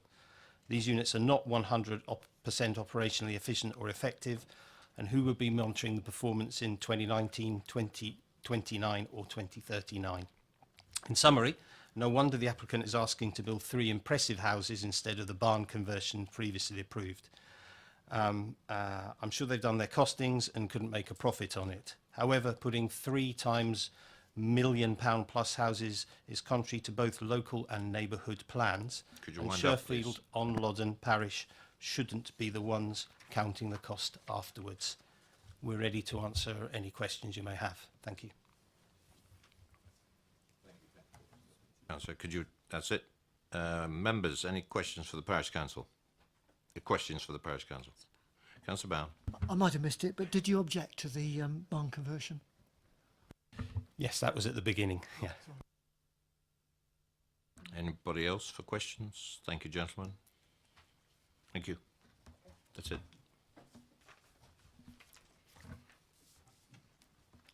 Mrs. Elliott.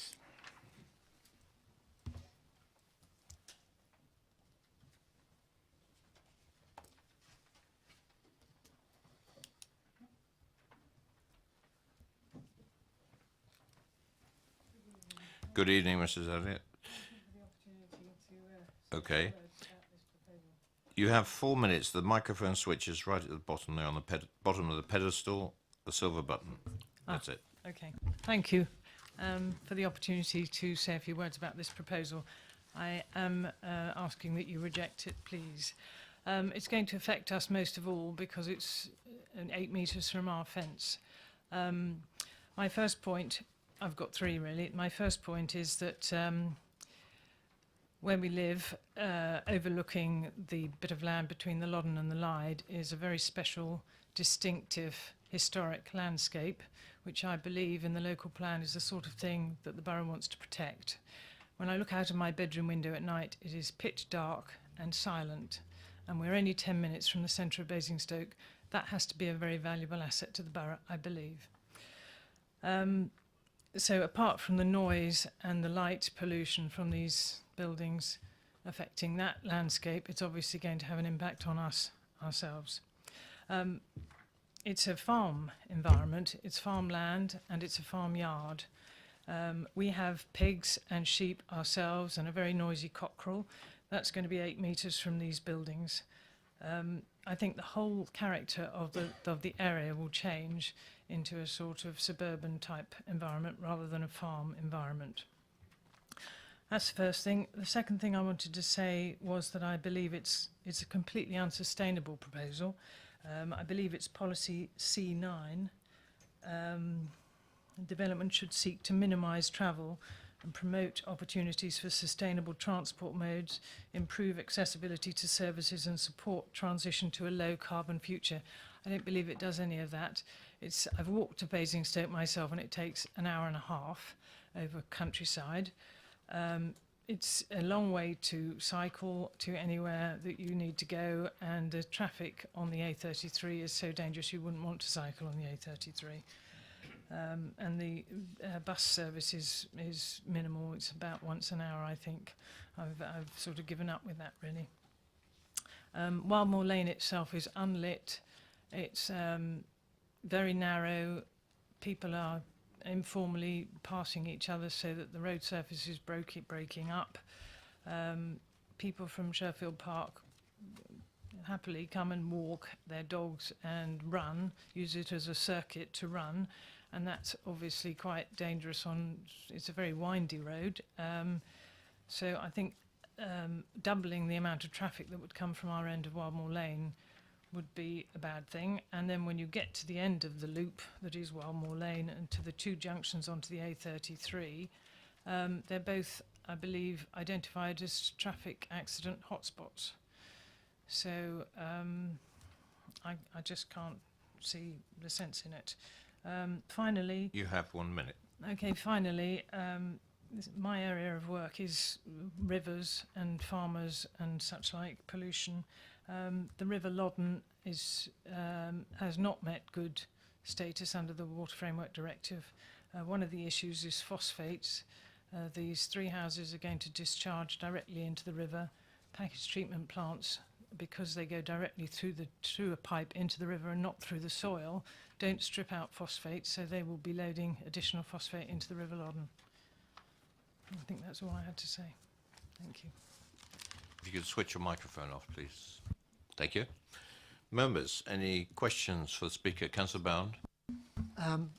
You said you lived, what was it, 8 metres away from... You need to... Our garden is basically the old farmyard, and our back fence will be 8 metres from the first house. Could possibly on the block, on the location plan or block plan, could we have know where you live? When you finish speaking, can you pop your microphone off, because you mute out everybody else. That's lovely. That's the block plan we're looking at. And Sorry, our house is right in the middle. No, down, yeah, it's the right-hand one of those 2 cottages. Oh, right, okay, thank you. any more questions? Thank you very much. Thank you. Mr. Laster.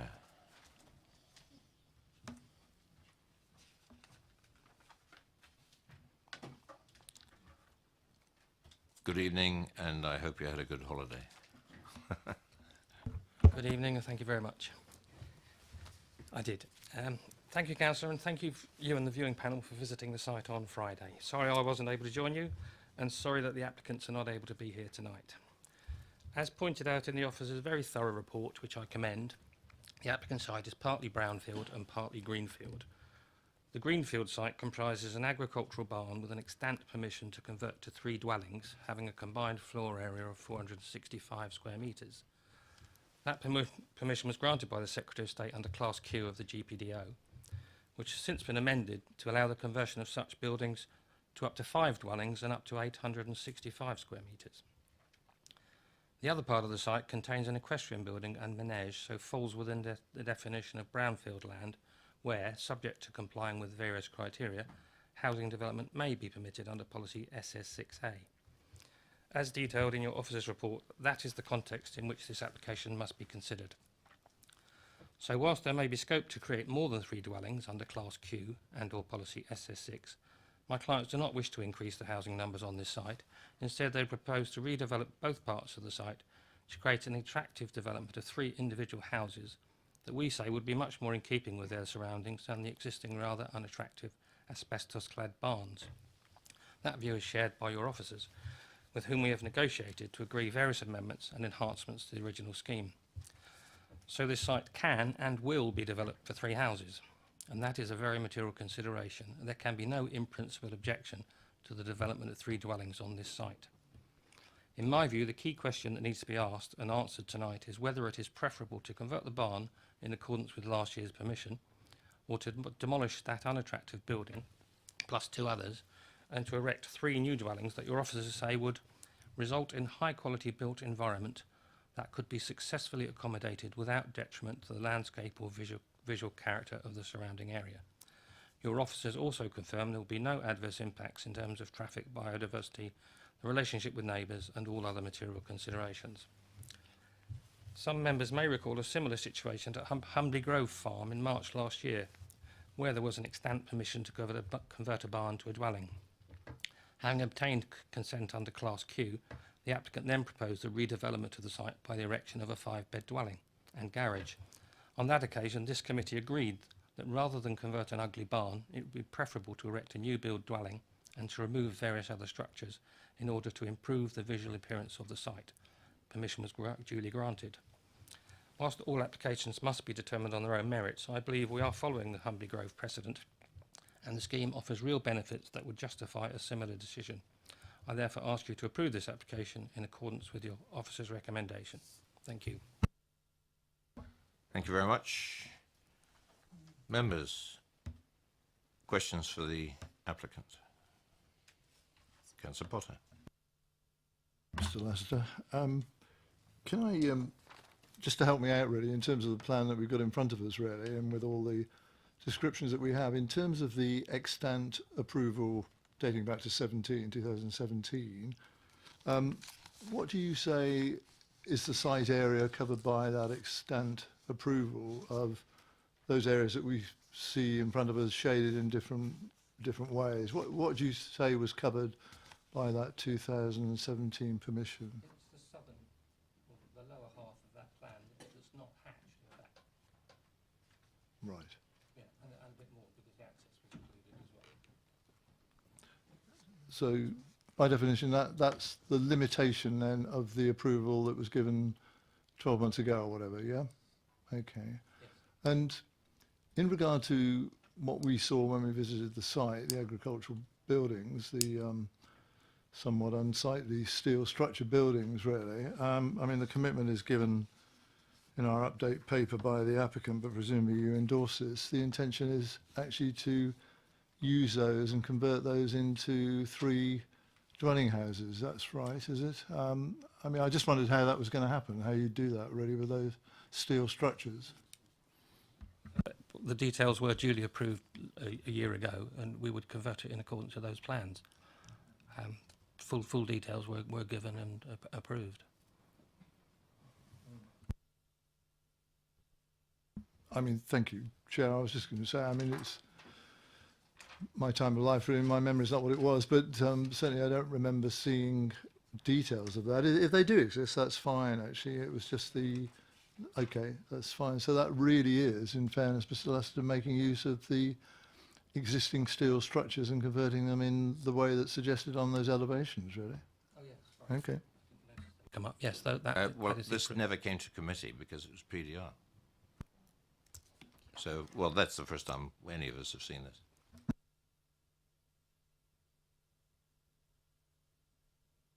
I mean, yes, sir, that is correct. It didn't. I don't think it came to committee.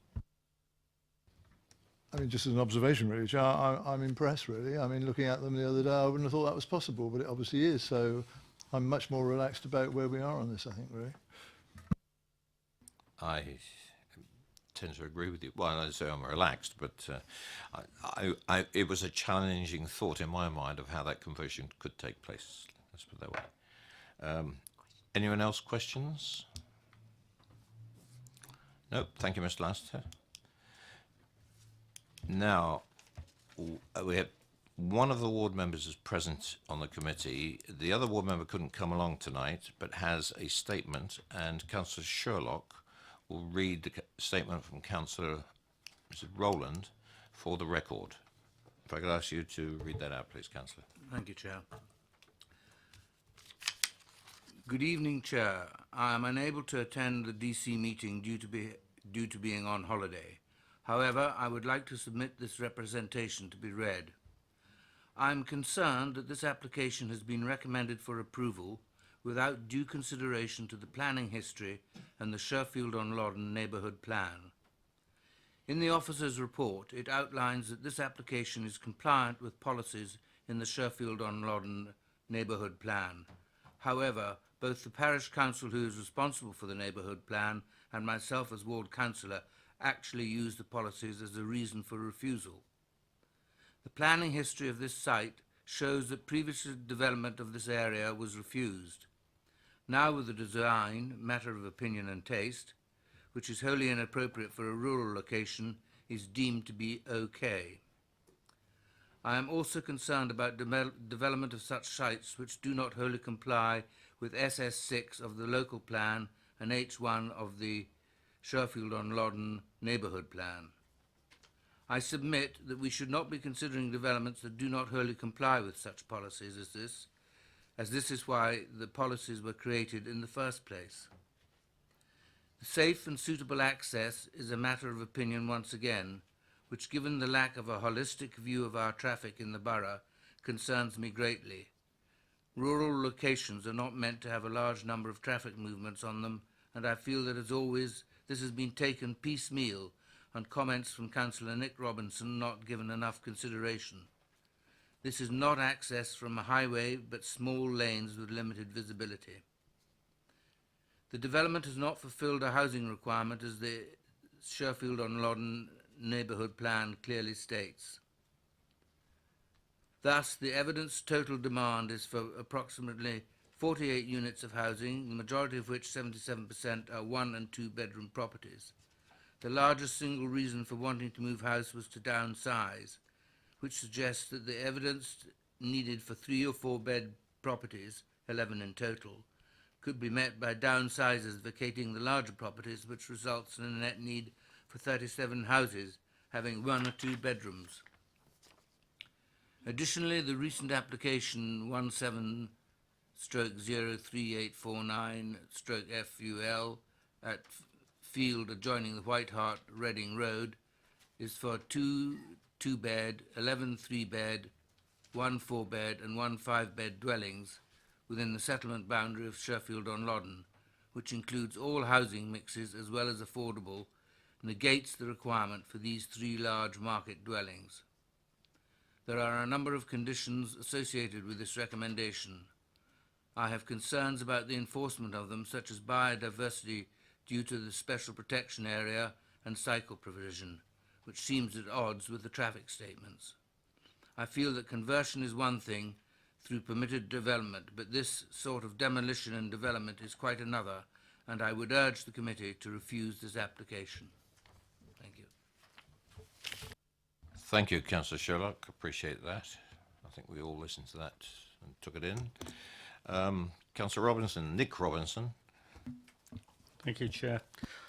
I think start with August this year, I've sat here arguing for 15 houses in the village.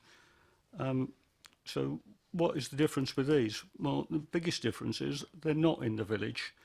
I actually measured it. They're at the furthest point you can possibly get from the village without crossing the parish boundary. Approximately 2 miles from the village, and they're actually 1.3 miles down a single track road with a variety of quite dangerous, quite blind bends on it. It provides houses we don't want, houses we don't need. It's an area of countryside between Reading and Basingstoke. It's in the Loddon Valley. It's an absolutely beautiful rural location. It's the wrong place to put a housing estate. As we heard earlier, it's quiet, it's beautiful, it's dark at night, you can see the stars, there's wildlife down there. This is going to create considerably more traffic. These houses are a lot bigger than ones that have got extant planning permission and will create more traffic. There'll be outside lighting, there'll be security lighting. It's a dreadful intrusion into the countryside. And I've actually sat down and gone through what it contravenes. It's outside the settlement boundary. Our SS5 commitment has already been met. There's no identified local need. It doesn't preserve or enhance the rural setting. It doesn't protect the natural environment, and it certainly doesn't accord with road safety. We've already heard it's down a narrow lane, and it's a very, very dangerous junction to get in and out of there. I go to the local plan, settings and views, it will spoil those. Landscape and water features, it spoils that. This is all EM1. Dark environments, EM1F, it will inevitably, there will be security lighting down there.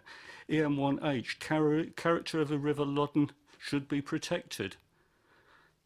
This will be visible from the River Loddon. There are somebody has put a load of ley-landi in to hide this development. The only reason you put ley-landi in is to hide something you don't want people to see. And what's going to happen, as soon as these are built, there is no protection on those ley-landi. They're going to cut them down so they can see across the valley. Conversely, people will be able to see these houses. EM2C, not proposed through the neighbourhood plan. EM101C, the appearance. They are modern estate houses. SS6, it's isolated. It may not be technically isolated, but as a comment I heard earlier when we were chatting on the way there to go to the viewing panel, I thought we were going to drop off the end of the world. Well, it wasn't quite that bad, but it's a long way out of the village. I think probably for now that's as much as I want to say, but I urge you, Yeah, I recommend this for refusal. It's the wrong place to put these houses. We've heard all the technical reasons from other people. I'm not going to add to them. Thank you. Thank you, Councillor. Now, as you're speaking as a ward councillor, is there any questions that the members want to put to the ward councillor? If not, I'll move to questions to officers. Any questions to officers? Councillor Bound, followed by Councillor Potter. Just a quick one. The barn conversions to the officers, would that have been approved also under CN3?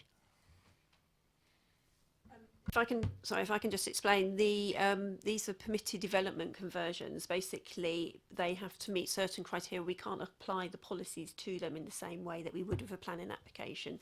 So as long as basically they meet, there's various criteria in terms of the buildings being in agricultural use at a certain time, the size of them, the number of units going in. You can look at traffic, sometimes contamination. We can put a condition on about contaminating land, but we can't apply the same application as our local plan to permitting development conversions like this. Yeah, Councillor Potter, just for a sec, I just want to reinforce that I think I hope that any references to the policies we have in the local plan are relevant to this planning application before us tonight. Yeah, and I must admit, I was on the viewing panel. I had the same problem, exactly the same problem the members are expressing now, about trying to reflect policies according to the permitted development rights. We don't have visibility of that because we concentrate on the local plan. Councillor Potter. I mean, in a sense it's been answered, Chair, but I mean, Mr. Lassiter put it fairly succinctly, really. The choice that we face then really under what exists in terms of the extant approval and the permitted development process is that we would end up with that or something akin to that. And I know design is a bit subjective. I've got my own comments to make, but I mean, that is what we would end up with if, as he puts it, something better isn't enabled under a different planning approval, really. Is it really as stark as that, can I ask the planning officers?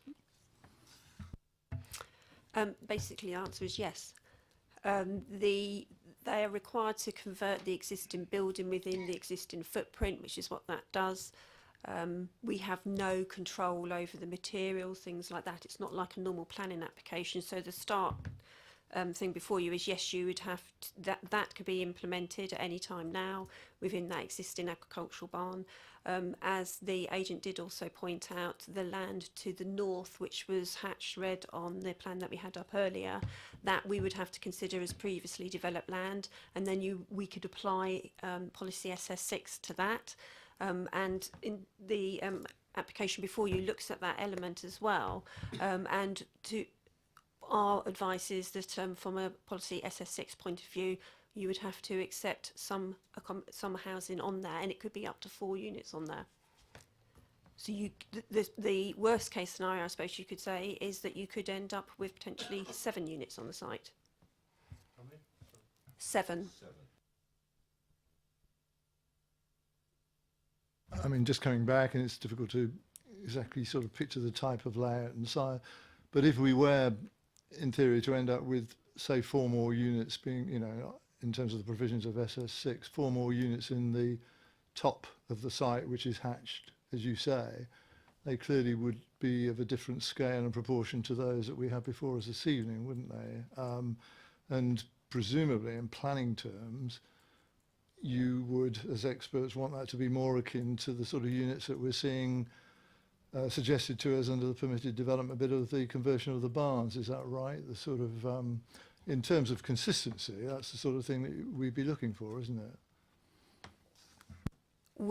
They would obviously be smaller units. I wouldn't say that we would want to copy what the barn conversion is. There is an argument that the neighbourhood plan is seeking smaller units. So there is a perverse argument that if you did the two separately, the development of the top part might actually be more acceptable in terms of the neighbourhood plan because the units would be smaller. But that's not before you today.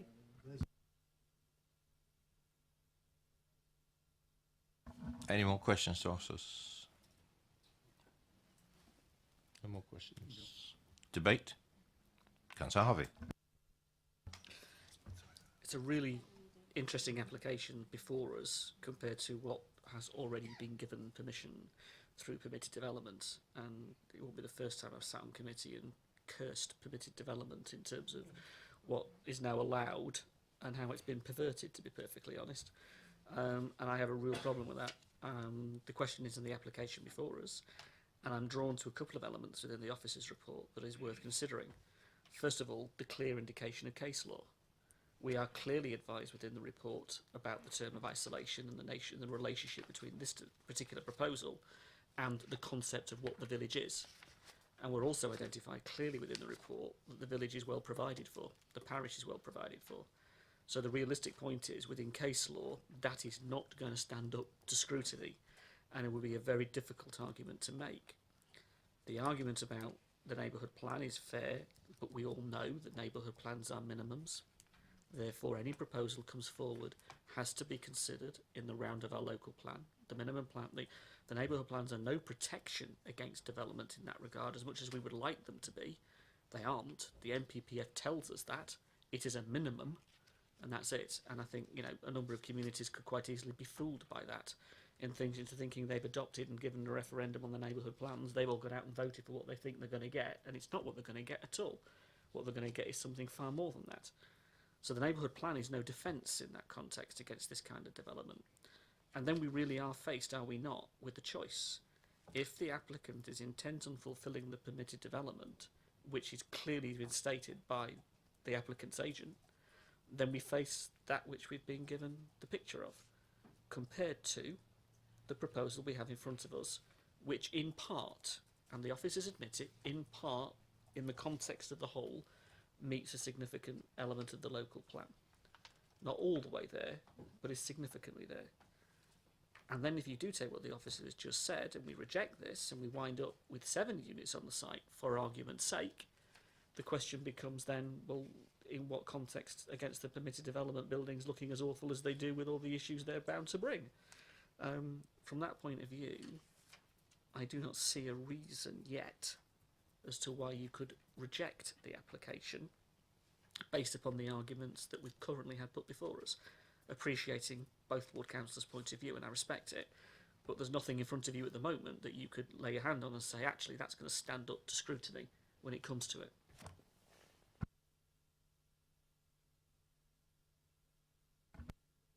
Anybody else for debate? Councillor Robinson. Thank you, Chair. I think with regard to what was proposed under the extent planning permission, that barn conversion is not ideal. I don't think anybody will be fooled by that. But I don't think this is a good alternative. If the applicant had come to us and said, we want to actually demolish the barns and build 3 or 4 cottages of a very, very countrified style on the original site of those barns, you know, within the area of volume of that, I think the objections would be a lot less. These are big estate houses. You know, it's a gated community. It's not right for where it is. It doesn't respect the local environment. And those are the reasons why I'm asking for, to refuse it. It's not that we don't want, we accept we've got to have something there because there is an extent planning permission, but this is not the right plan.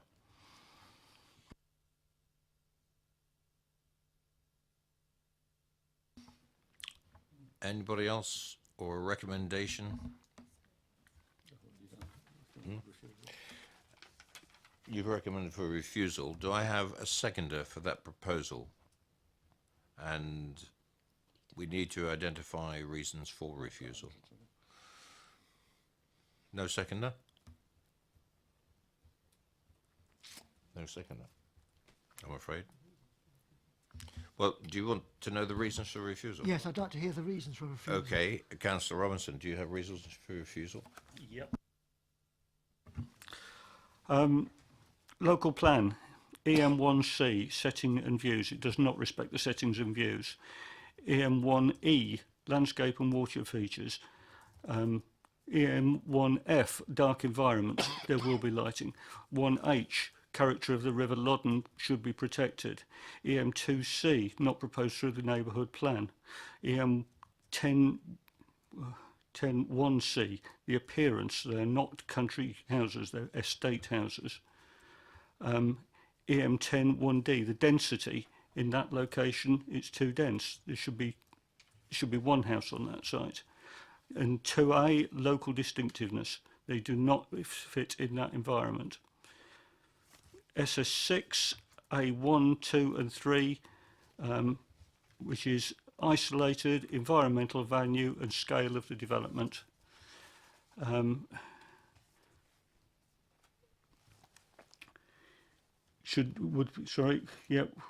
should not be significantly visually intrusive in the landscape. That's SS6-8. Yeah, that's SS6-8.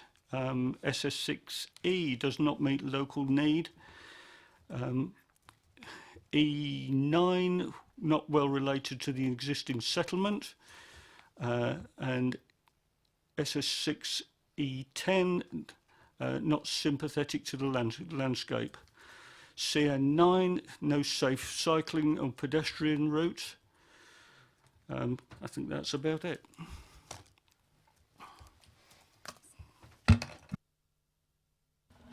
I'll ask again, is there a seconder for this proposal? Councillor Sherlock seconds that with those reasons. Could I just come back on the various reference to policy SS6? We can't refer to them all. For example, I think SS6-8, for example, was mentioned. That only applies to replacement dwellings. This isn't a replacement dwelling, so you wouldn't be able to impose that. Bearing in mind we're saying it's previously developed land, I think SS6A is the one that you should be concentrating on. You can't refer to SS6B because that's for a rural exception site. C is the reuse of redundant or disused buildings in terms of the various criteria there, so you'd have to ignore them. So the main one that you would have to do it on would be under SS6A, and the criteria there is that it would normally be permitted if it's on previously developed land, provided that 1, they do not result in an isolated form of development, which the councillor did say. 2, the site is not of high environmental value. And then 3, that the proposed use and scale of development is appropriate to the site's context. So I think you would have to limit yourself to those 3. That would be my advice. Just one question. Is it previously developed land right now? It hasn't been developed yet. The equestrian use is previously developed land. So you would have to apply to that. I suppose you would apply SS6E to the lower portion of the site, because that isn't previously developed land. So you'd look at that as a small scale development.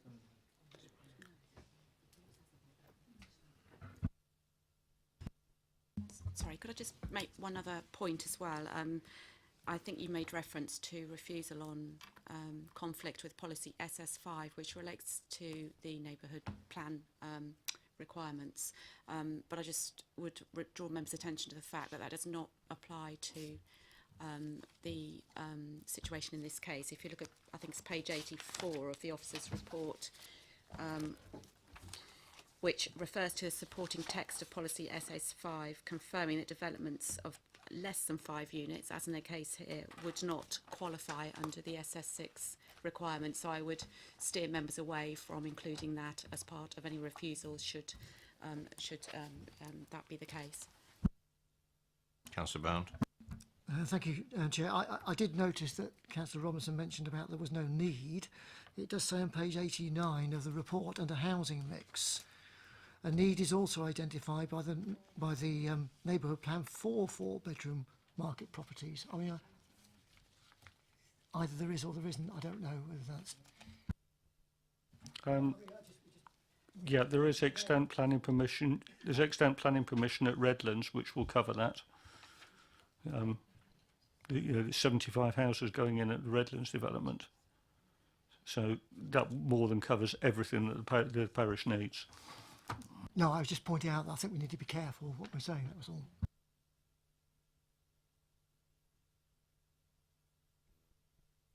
Right. It's been duly proposed and seconded for refusal for the reasons identified.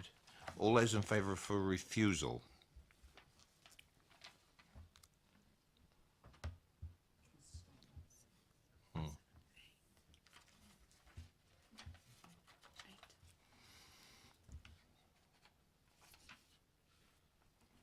That's a proof of refusal, officers. You've got to do it against. Sorry, against? 1. Abstain? 1.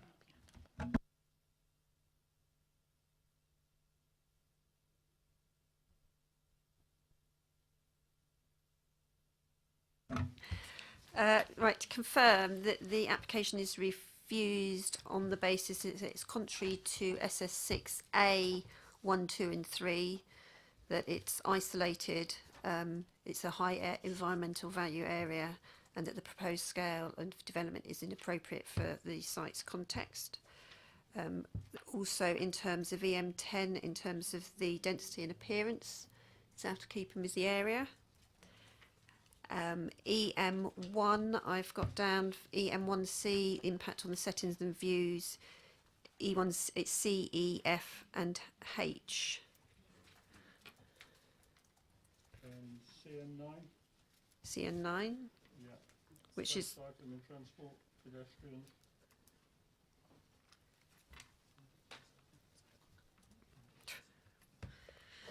okay.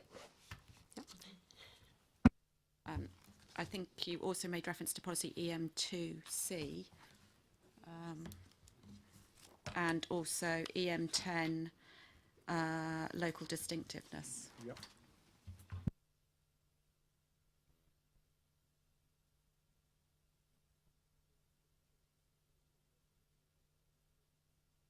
That was the one which I advised that you probably didn't want to include that one if you're happy on that one. Yeah.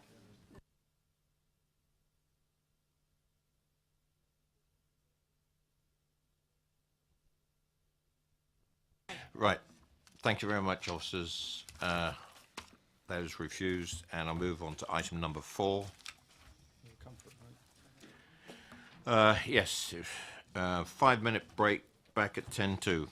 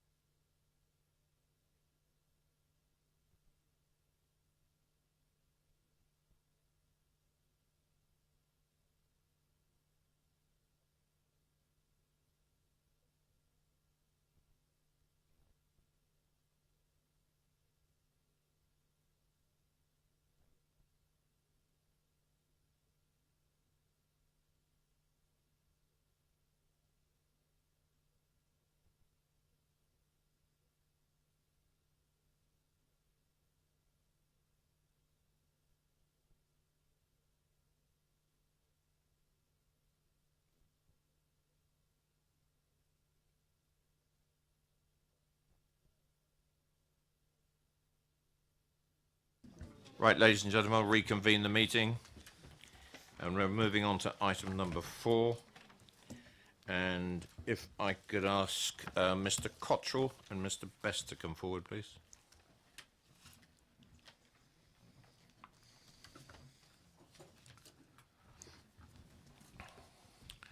Good evening, gentlemen. And between you, you have 4 minutes. Beg your pardon, before that, the officer will introduce it. Sorry, it's me.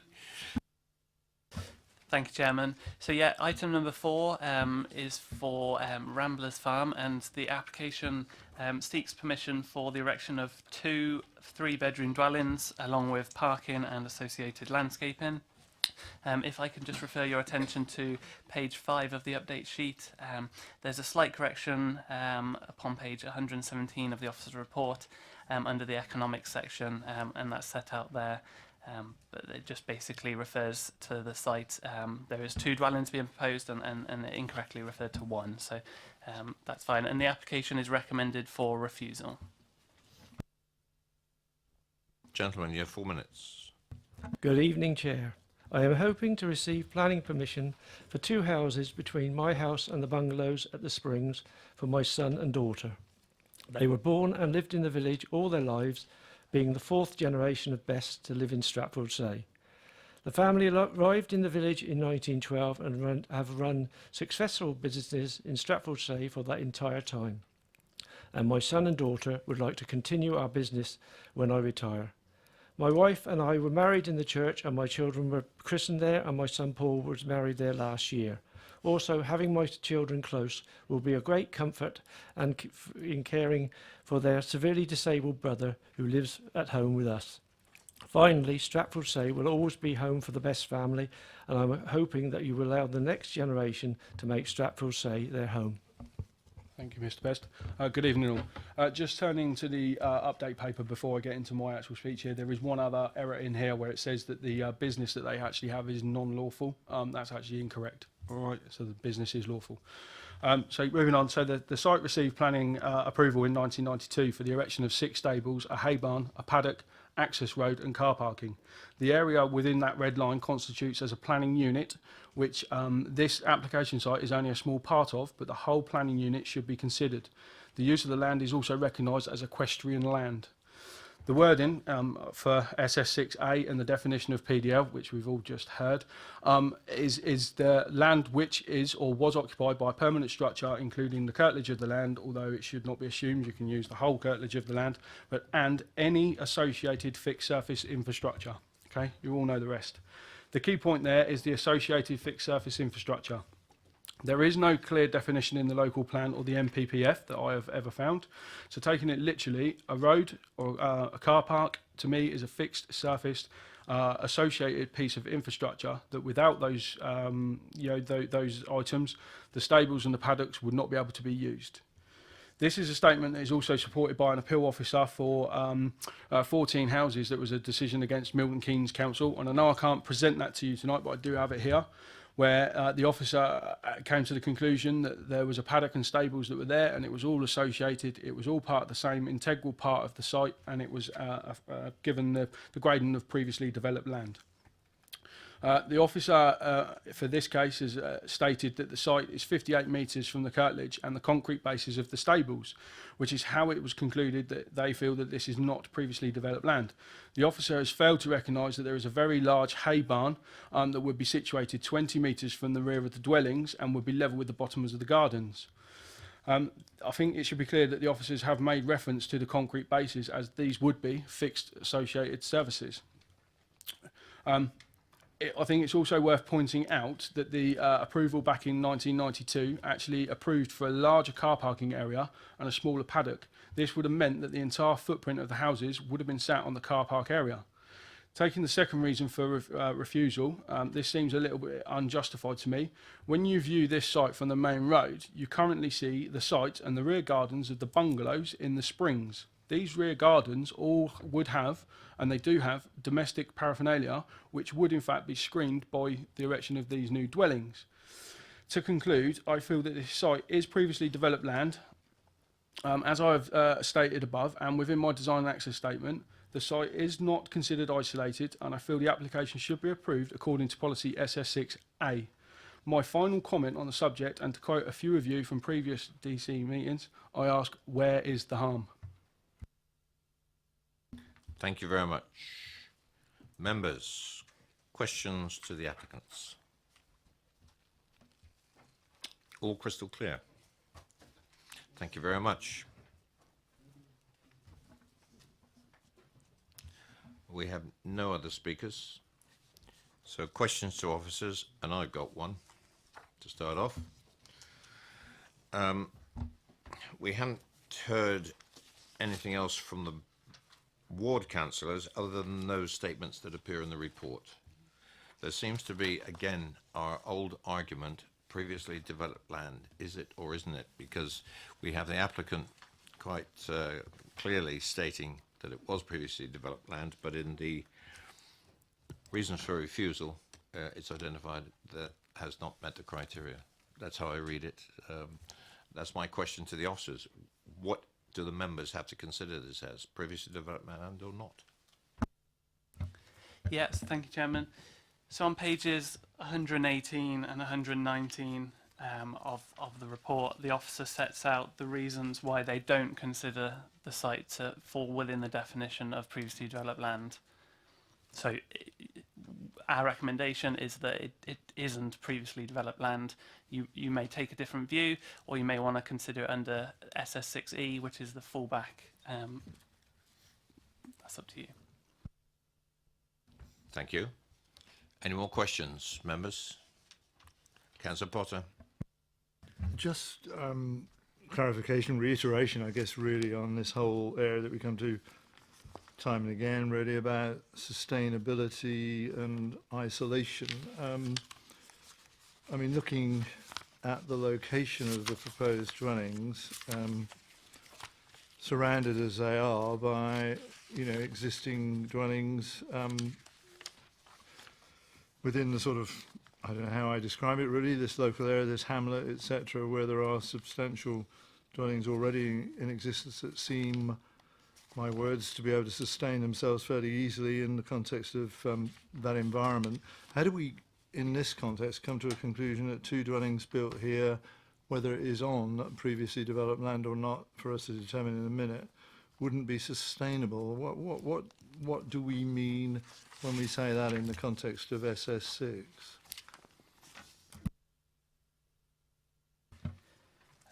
In terms of isolation, the report sets out, taking in consideration the local plan as well as material considerations such as case law, that they didn't feel, that the case officer didn't feel that this site was physically isolated or remote from other buildings, given the proximity of those buildings around.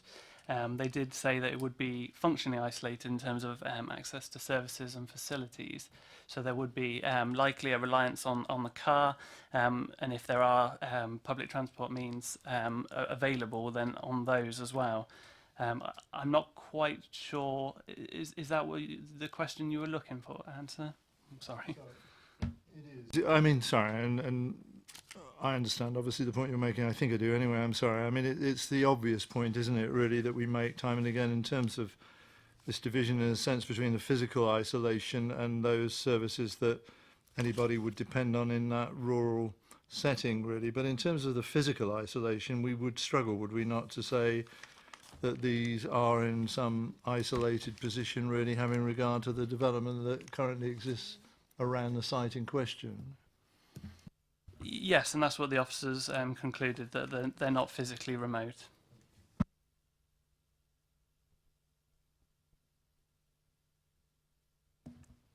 Any more questions to officers? Nope. Debate?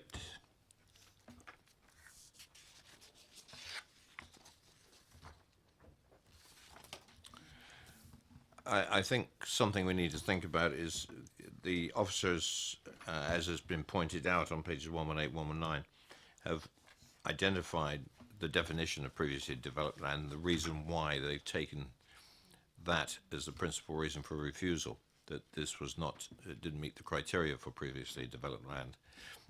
We have, in the past, questioned that.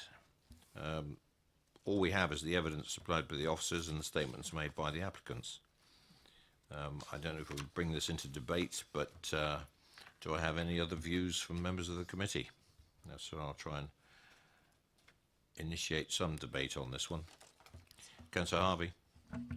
I'm just trying to grapple with page 119, really, in the context of the whole field would not meet. However, we do have a change of use to equestrian land, therefore where is the curtilage in the context of that? And I'm just trying to grapple with that myself in my own mind at the moment of where are the red lines on this? Where should the balance fall? And to be fair to the applicant, where is the harm? And that's what I'm trying to understand, because that's what we should be judging. Do we have a definitive red line on this application? On the site? Yes, hopefully get it on the screen. That one there. We go. There we are. There's your red line. And the blue line is in the ownership, I understand. Yeah, and that's the red line is the curtilage that they're looking to develop these houses on. Yep. Councillor Potter. Sorry, Chair. I mean, on the same line, and it's so difficult to think back in terms of all of the precedents we've created for ourselves, really, in regard to SS6 along the way, really. You know, and we're certainly not very consistent on it, me in particular, by the way. I mean, the prerequisite that the whole site that might now be included with an application has to be defined as previously developed land has never constrained us over much, I have to tell you, providing there is some evidence to suggest that there has been a development which can be described in this way within the curtilage of the site in question has been sufficient for us historically, and I think that could be thrown back at us if people wanted to do a bit of research on that, I have to tell you, really. And the applicant makes the point, I'm sure I probably use these words, haven't I, where's the harm?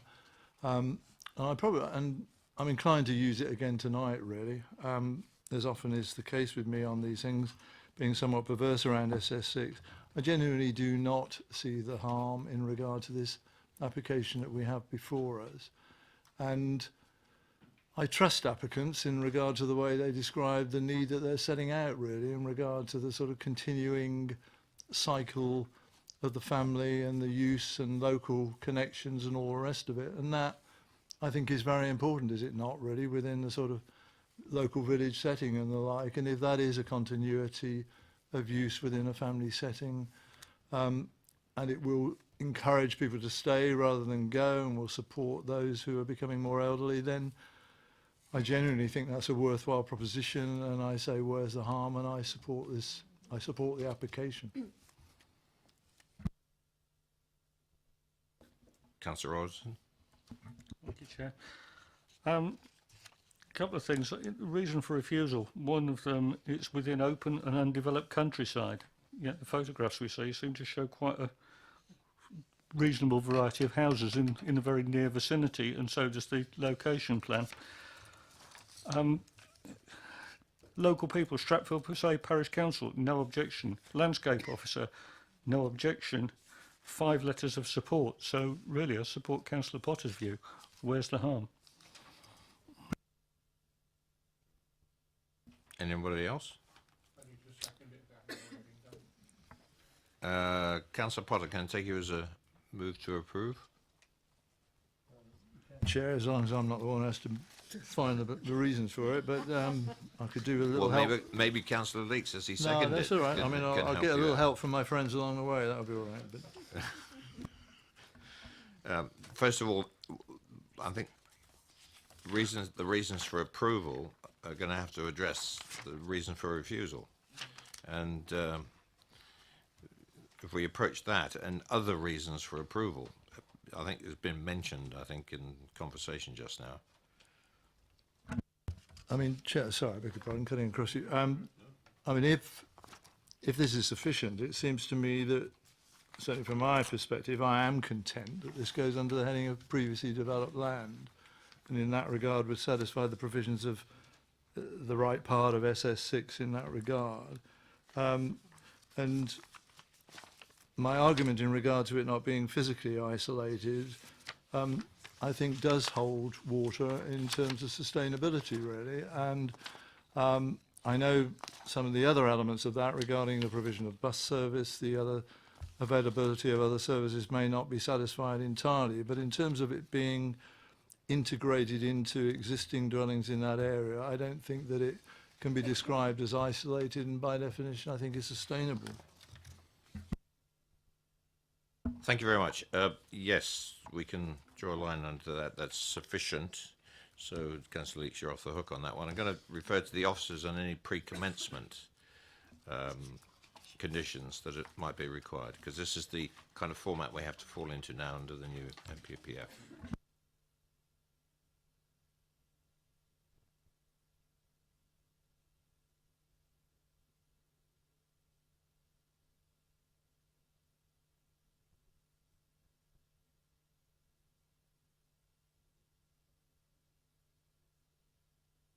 What we're going to do is go through the conditions and then identify those that are relevant to the pre-commencement. Members, are you quite comfortable with this concept? We went through it the last meeting when you had a look at the MPPF Mark II, because that was part of it, and it's something we have to go through. I think some of them are going to be self-evident, and guidance from officers, obviously. Yep. Clearly, the recommendation will need to be approval subject to the agreement with the applicant, because that's the requirements. We have to get pre-commencement conditions agreed, and then the subject to that agreement delegated to officers to continue to issue the decision. Should they not be agreed, then the fallback position is that the application would then be refused. Okay. Are members clear on that? We're going to have to get used to this, because it's going to come up time and time again, so it's a good time to just say, hey guys, this is the way we have to do business from now on. Yes, thank you. Thank you, Chair. First of all, can I just make a note that the red line on the application submitted needs to be amended, because through the process of the application, amended plans were received, and the red line wasn't altered to reflect those. So as part of the recommendation, the applicant will need to submit a revised location plan. So if I just run through the list of conditions, I'll highlight those that are pre-commencement. So a plans condition, a condition requiring it to be built, started within 3 years, materials, a condition, details of hard surfacing and paving, positions and locations of boundary treatments. Those ones aren't pre-commencement. A construction method statement would be a pre-commencement condition. And also contamination reports would also be pre-commencement. A following up contamination condition verifying that the works have been done appropriately. Hours of work and hours of delivery. A condition requiring the garages to be used solely for the purposes of residential, not business or trade, and a construction statement detailing how the homes will meet the water standard efficiency. Also conditions requiring details of obscure glazing as set out in the officer's report. That was a requirement. Details of refuge storage and then collection points, details of cycling storage. Yes, that's it. Right, thank you very much. Been properly moved and seconded for approval with the conditions and the reasons set out. All those in favour for approval? That's unanimous. Yeah, that's carried, and we've gone through all the conditions and everything else. Thank you very much. Yes, for the formality. So this application number 4, 18/00936/FUL has been approved, subject to the conditions that I mentioned and a revised location plan. Thank you very much. Move on to item number 5. We'll get through these as fast as we can. Can I ask Mrs. Shelley and Mr. Thrower to come forward, please?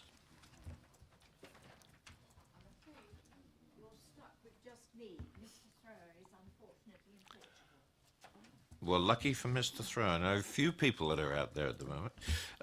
Mrs. Shelley, if you'd just like to take a seat, and the officers will introduce the application, then I'll ask you in a second to speak. Thank you, Chair. This is an application for the variation of conditions 1 and 6, 1 relating to the list of plans and 6 is the landscape condition, and it's to allow the erection of a greenhouse, a pergola, garden shed, cabana and wall and an amended landscaping scheme. Just to bring to your attention the update paper and the incorrect planning reference number has been referred to on page 140, and also 2 further representation letters have been received citing their previous concerns. The officer's recommendation is for approval. Thank you for that. And Mrs. Shelley, you have 4 minutes. If you'd like to bring the microphone around, that's the way. And the silver button at the bottom. Off you go. No, I don't know. There you go. I think I can probably make myself heard without it anyway.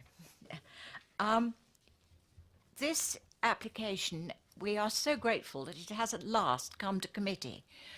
It has been going on for a considerable length of time. It was originally a dairy farm, which has varied over the years according to the success of the farmer. And when the last tenant left, it was put up for sale. The site, I should stress, is not overlooked by any other buildings, and all of us, the neighbours, have fields in between us and this development. There is this site is in the area of outstanding natural beauty. It's rather an important part of the area of outstanding natural beauty, because if you go to what is known to us locally as Piccadilly Hill, which is the hill which is on the A339, if you get onto that, at the top of that hill, you can see for a very long way in 3 directions, east, north and west. You can't see much to the south because there's more hills in the way. There are also in the area uninvestigated archaeological sites, particularly Roman ones, and in places we still have the chalkland flowers, including some wild orchids, of which I certainly have found one on the site of the development, and there are 2 others in my garden not very far away, and they come entirely fortuitously. It's very important to try and preserve permanent pasture in this area, because that's where you get the chalkland flowers. There is also through the centre of the site, which never seems to be marked on any plan, a public footpath, which again is very important because it joins up with the footpaths to Hannington, Kingsley, Overton, Laverstoke and on. It's part of something which the ANB are very keen on. Now, the first thing about this application is nobody has at any time said that we didn't want it to happen, because it's a replacement of a farmhouse, and we all know that that's got to happen. And there were quite a lot of farm buildings, i.e. dairies and calf sheds and things like that, on the site. So there was a lot of stuff to be made use of. But it's taken too long. It's now 2 years since this site started. And the southern boundary, which is the one at the bottom of the plan, has gradually progressed further and further into the agricultural field. It's yet another of these cases where you're given permission for something and then sort of creeping unauthorised development, which is admitted in the thing where it says part of the application is retrospective. You have 1 minute. What? You have 1 minute left. Right. Well, what I'm going to ask you for is that you should try to strengthen the conditions. Condition 3, which is the one which doesn't allow any sale of any other part of the buildings out of the possession of the owner of the house, that I feel would be much better as a legal agreement rather than just a planning commission, because a planning commission condition can be overturned. 6, 7 and 8 will be useless unless they are properly monitored because the state of the field is disgusting at the moment. I put in my notes that it's an eyesore. Can I ask you to wind up, please? Yes. The other thing is, could you add a condition 9 that they have to waymark and reinstate the public footpath? Thank you very much. Could you just press the button on your microphone, please? And if you'd just like to stay there, because somebody might have some questions. Thank you. Members, any questions for Mr. Shelley? Councillor Potter, followed by Councillor Nick Robertson. Hello. I just wanted to confirm with you, really. I mean, obviously, we've got a substantial list of conditions that would apply if approval is given, some of which you've made mention of. Can I assume that what you're saying is, providing those conditions are enforced properly, monitored properly, you're content with the conditions that have been set out here? And I'll add just a supplementary to this, really. Within what you were saying a minute ago, you were saying, I think, something like, it has taken too long. But I'm not sure whether you finished the sentence, really. What did you mean, it's taken too long to do what? It's 2 years since they started building on this site, and it was for a house and ancillary buildings. And it is, because of the type of machinery they use, we've had a lot of noise and a lot of disturbance, even though we're quite a long way away from it. I mean, just to make the point, obviously, in terms of... Sorry. Microphone, please.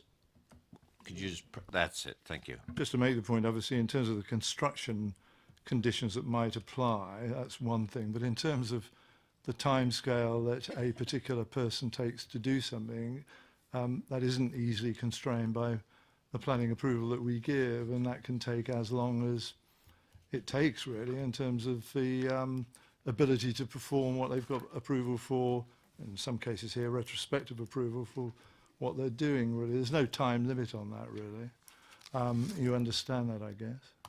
Well, I understand about the time it takes, but if they haven't got approval and then they do something, you mustn't be, well, nobody must be surprised if it takes slightly longer. This is what we're objecting to.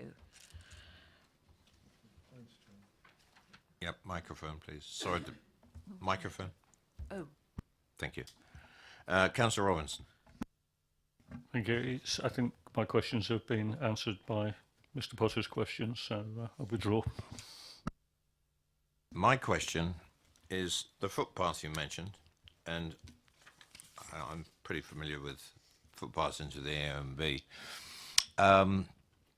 Does from the footpath, does that overlook this particular development? And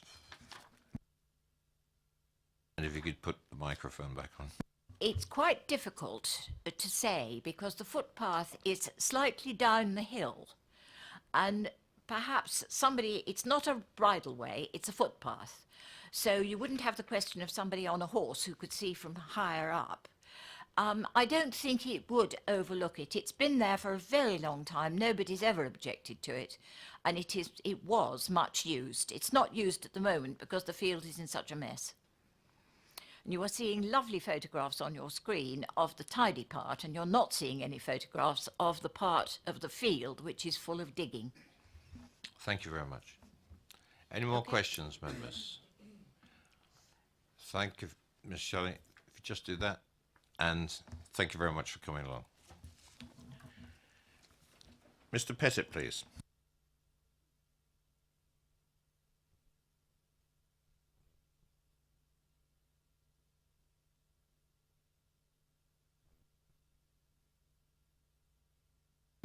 Good evening. And you have 4 minutes, Mr. Pettit. Thank you, Chairman, members of the committee. My name is Mark Pettit, and I prepared and submitted this planning application. Firstly, I would like to support the officer's recommendation to approve the application. The applicant's proposals are fairly straightforward in their nature. They involve the erection of 4 garden structures, a brick and flint wall, and the provision of a comprehensive hard and soft landscaping scheme. They relate to the wider development at Skyers Farm, which has already been approved by the local planning authority under a number of previous planning applications. The garden shed, the pergola, cabana and greenhouse are all modest structures that will not appear visually intrusive in the landscape or result in an overdevelopment of the site. The proposed wall will enclose the northeastern part of the site where the applicants would like to create an attractive potager garden. The wall will be of brick and flint construction, appropriate to this rural location and the AONB, whilst the height of the wall, which was reduced during the course of the application, is now considered acceptable to the landscape officer. The landscape proposals have been prepared by an experienced landscape consultant. They're both comprehensive and well considered, providing a fantastic setting to the new dwelling in the listed barn, as well as softening the impact of the new garden structures and the wider development. There are no technical reasons why this application should not succeed, and no issues of amenity arise from what is proposed in this instance. As noted in the committee report, the nearest residential property is a generous distance away from the site, where no objections have been raised to these proposals that I am aware of. It's also worth noting that properties off Sheep Wash Lane to the southeast are all in excess of 200 metres away from the site. The objections raised by local residents and the parish council are acknowledged, and it's appreciated that the site has been the subject of a number of planning applications over the past 4 years or so. However, this current application is not an opportunity to revisit what has been approved by the council previously, as this has already been established and is being implemented. With this in mind, we do not feel that the applicant's current proposals result in an overdevelopment of the site or introduce additional built form that would be harmful to the character and appearance of the site or surrounding area. As noted in the committee report, these are ancillary incidental garden structures which are not uncommon in a garden. In summary, the proposed changes are considered to be positive additions to the site. The new structures are limited in scale and result in a marginal increase in footprint on the site. The brick and flint wall is now acceptable in landscape terms, whilst the hard and soft landscaping proposals will allow the wider development to settle comfortably in this location.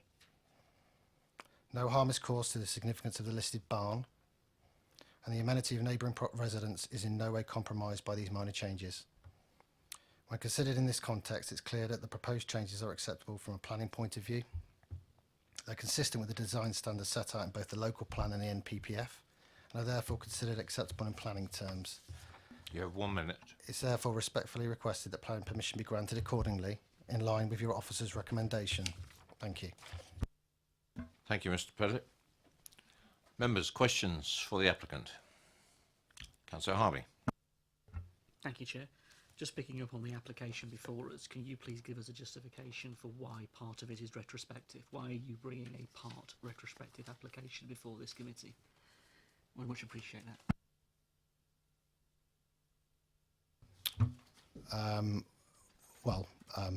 Part of the landscaping scheme, the hard and soft landscaping scheme, has been implemented, and part of the wall, as I understand it, has been built as well. I think you could see that on the photos that were put up on the slideshow.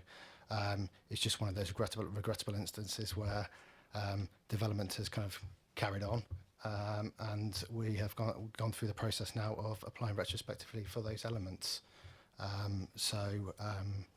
I don't think it affects the merits of the proposals. The proposals are what the proposals are. The officer's recommendation is approval, and whilst it would have been preferable to have applied before the wall had started or the landscaping scheme had been implemented, that wasn't the case, unfortunately. So here we are.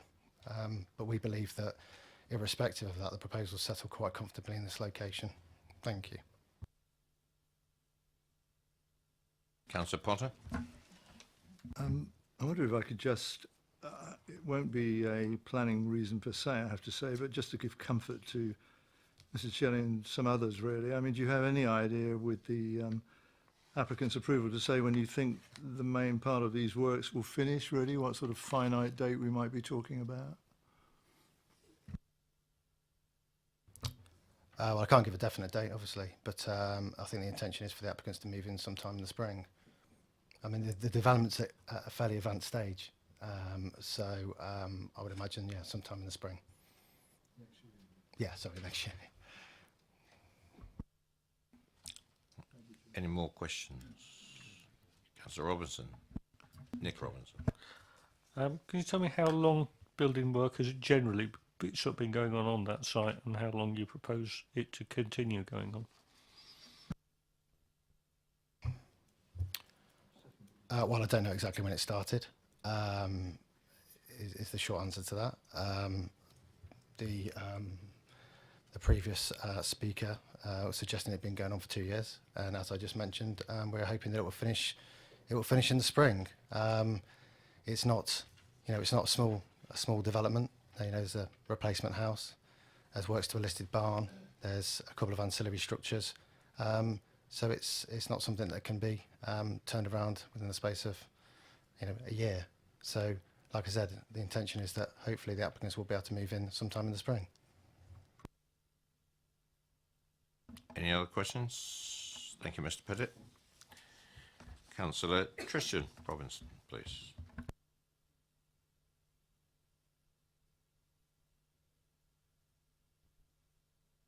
Evening, Councillor. Ward member. Off you go. 4 minutes. Thank you very much, Chairman, and thank you, members, for considering the application this evening. The application may seem small at first glance, but in the context of Ramsdell, it is actually quite large. The application is at the committee this evening due to the large number of resident objections, together with the objection of the Parish Council, and I speak on behalf of a number of the residents who cannot be here tonight. One of the key points with this application is the concern to landscape and conservation issues, as Mrs. Shelley mentioned. The internal report from the landscape and conservation teams highlights that the proposal moves away from the original LVIA proposal, which says that it should draw reference to the historic layout of the farmyard, which this does not. The proposed style and scale of the garden layout sort of hints at some sort of grand entrance befitting of an oligarch rather than that of a historic character of Ramsdell. The formal character would be alien to any aims in retaining the farmyard character. It's out of keeping with Ramsdell and the previous farm. The principal concern, however, of the residents on Sheepwash Lane is that of flooding. The extensive works will affect the low-lying neighbours on Sheepwash Lane, all of whom have raised objections. The aptly named Brook Cottage is very concerned about the works. Part of their land includes the brook at the bottom of the valley, so to speak. It's worth mentioning that there is no mains drainage from the site, and there is no drainage report that has been submitted alongside this application. This is exacerbated by the fact that the site has recently installed a hydro break where the outlet was put into the ditch on neighbouring land. The installation of the hydro break on its own may hint to the fundamental issue of that there is likely to be a flooding problem on this site. The brook already takes land-drained water from the nearby land. It all collects down there. At times of heavy rainfall, the brook does overflow into the residential garden and indeed onto the lane, Sheepwash Lane. The hydro break can add 5 litres per second from the site developed area, the residents who nearby understand. We would therefore like to suggest that if the committee are minded to approve this application, that a condition be added that a full drainage report is submitted prior to the commencement of works, which allow some comfort to be passed to the residents that they will not be 3 feet deep in water anytime soon. Thank you, members. Thank you very much. Members, questions to the ward member? Nope. Thank you very much.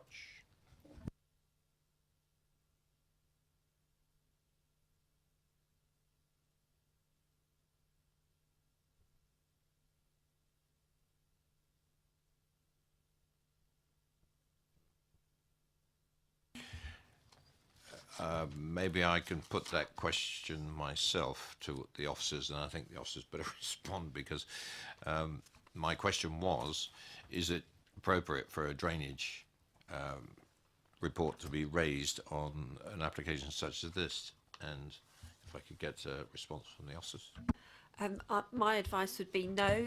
You're only looking at amending the plan condition, and that's just inserting a plan that now shows a greenhouse, a garden wall, a cabana and a garden shed. I wouldn't say that would justify you now putting on a drainage strategy. It wasn't considered necessary in any of the previous applications, and I would say it would be unreasonable to do so now. Thank you. That was my question and answer. And any other questions to officers, please?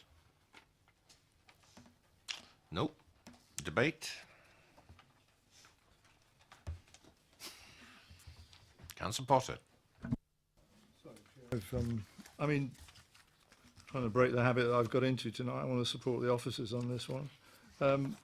And I think we just need to remind ourselves really of what has been approved and clearly the scope of the application that we have before us. And what we can't do, I think, is the word retrospective applies to us as well. Retrospectively, seek to correct things or amend things or improve things that have already been approved. And so I think we have to have regard to that. Although I was pleased to see really on page 134 where the revised plans which will receive following concerns raised by the landscape and conservation officers and the changes there that have taken place or will take place really seem to me to be quite a considerable improvement. I'm pleased to see that.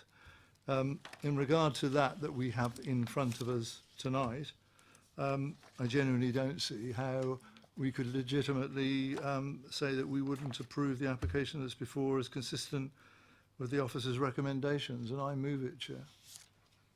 Thank you very much, Councillor Potter. Do I have a second? Councillor Bound. Thank you. It's been properly moved and seconded for approval. All those in favour?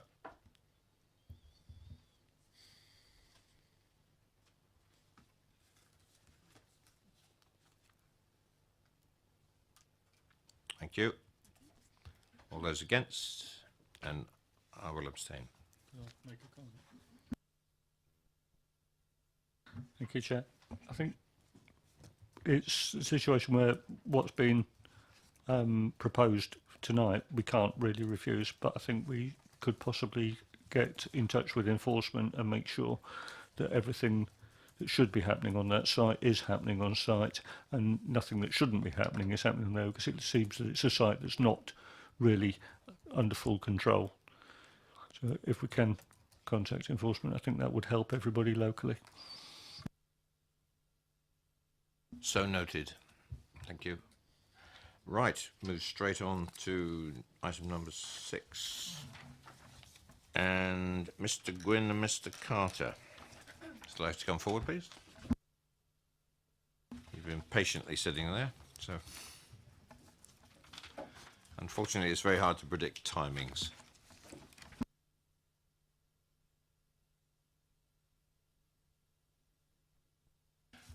And if you'd like to introduce the application. Thank you, Chairman. The application is for the erection of 2 detached dwellings following the demolition of the existing dwellings on site, the garages and outbuildings as well, and the creation of a new access whilst blocking up an existing.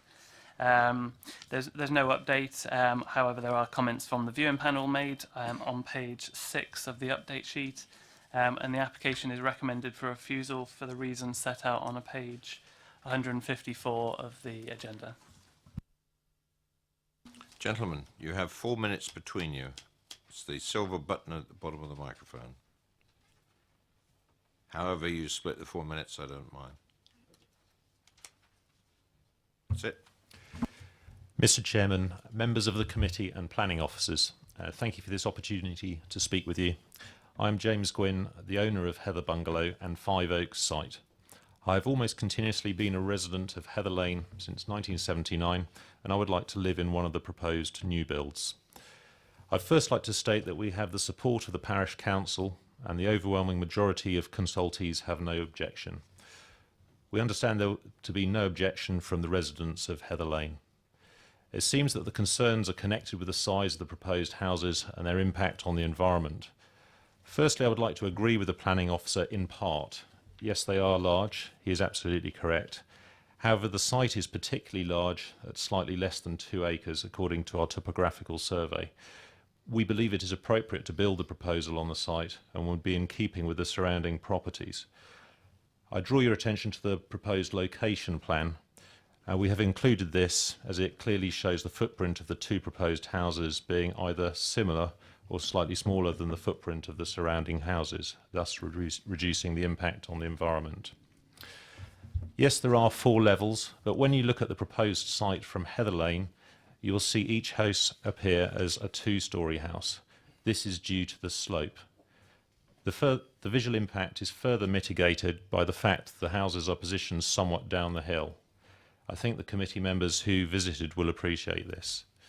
All but one neighbouring house, as viewed from Heather Lane, appear as two-storey houses. Some are particularly large and sprawling. It's impossible to build a house that looks the same from both sides on this location. This brings me on to the canal side of the site. There is natural shielding from the canal footpath in the form of a bund, which we believe to be from the excavation of the canal several hundred years ago. Adjacent to the site, the canal is in a cutting which blocks the view. I have a couple of photos here taken last winter when the tree foliage was at its least, showing the view adjacent to the property as being blocked. In line with the recommendations of our ecology survey, we will be planting native trees which will further protect the views. I'm happy to take questions on this to elaborate outside the 4 minutes. I believe the conservation, urban design and landscaping teams' concerns relate to the Basingstoke and Dean Local Plan 2011 to 2029 Policy EM11. We expressly believe that our designs do comply and was part of the original design brief. If you'd like to ask any questions as to why our proposed designs comply with this policy, we're happy to elaborate. We have consulted all the immediate neighbours and have included features in the designs to satisfy concerns we found they had. In respect of both the historic environment and visual amenity, we have created designs using a brick and flint with clay tile roofing. Historically, there was a brickworks a few hundred yards away, and flint occurs naturally locally. These materials are found in at least 3 historic buildings. We are proposing a quality build with traditional architecture, which will allow others to enjoy accommodation in this environment, with the result of an improved visual amenity for local people. We believe we will improve all aspects of this rather dilapidated site and benefit all involved. This includes, but is not limited to, the site ecology, biodiversity and visual amenity. Thank you for listening. Thank you very much. Members, questions for the applicant. Councillor Goodison. Thank you, Chair. A couple of questions, if I may, Mr. Gwynn. First of all, there are a lot of, you will confirm, I hope, that all those very dilapidated buildings, including the static caravan, which are currently on the site, are going to be completely removed as if this application should be approved? Absolutely, yes. We have no desire to keep any of the buildings on the site that are there. They're of no value whatsoever. There is a thought that we could use during the building process the caravan as a site office, but there is really no desire to have it there at all. It's an eyesore, and we think it detracts from the site massively as it is now.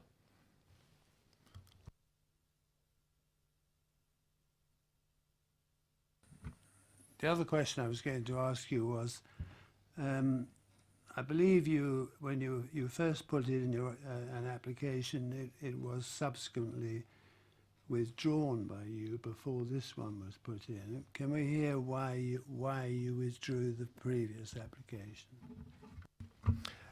One of the main reasons was there was a concern from the neighbours directly opposite Mr. and Mrs. Sawyer. They were concerned about the proximity of the buildings in the new application, and we went and spoke with them and gave some alternatives, which was to move the buildings, the proposed builds, down the hill, which we've done. My colleague, my friend Paul here, has the details of that, how far we moved them. But we have moved them, particularly House B, significantly down the hill, and we also moved House A slightly down the hill as well, to sort of match it up. But it was largely due to their concerns. I think I don't know whether we made any other changes particularly. That was the main one. Believing that they were satisfied with your alterations and they therefore did not wish to object? Yes, absolutely. I have spoken to them more than once regarding this.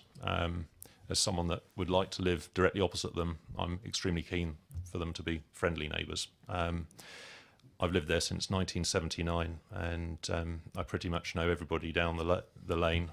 And I don't want to fall out with anybody. We want good neighbours. It's a place I want it to remain to be nice. Any more questions? Councillor Potter.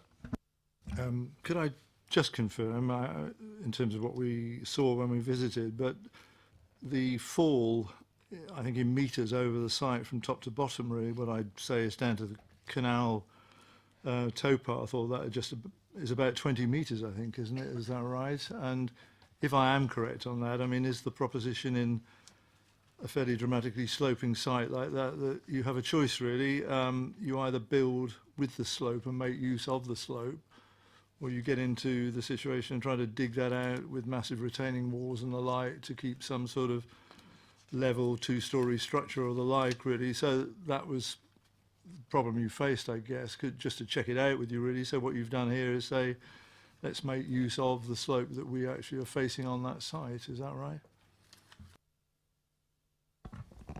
That's correct, member.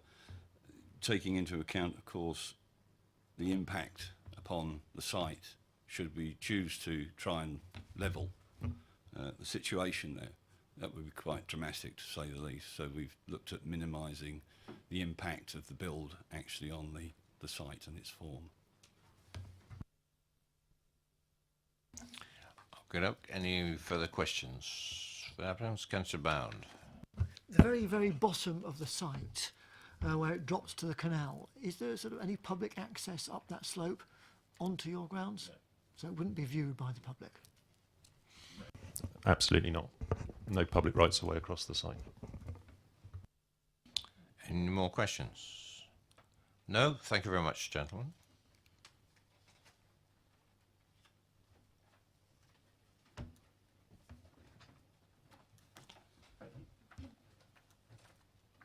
Councillor Goodison, as the ward member, you have an opportunity to speak. Did you wish to have questions to the officers first? No, normally it is. No. You have the opportunity now. Okay. It's your slot. No, I'd like to speak if I may. Right. Okay.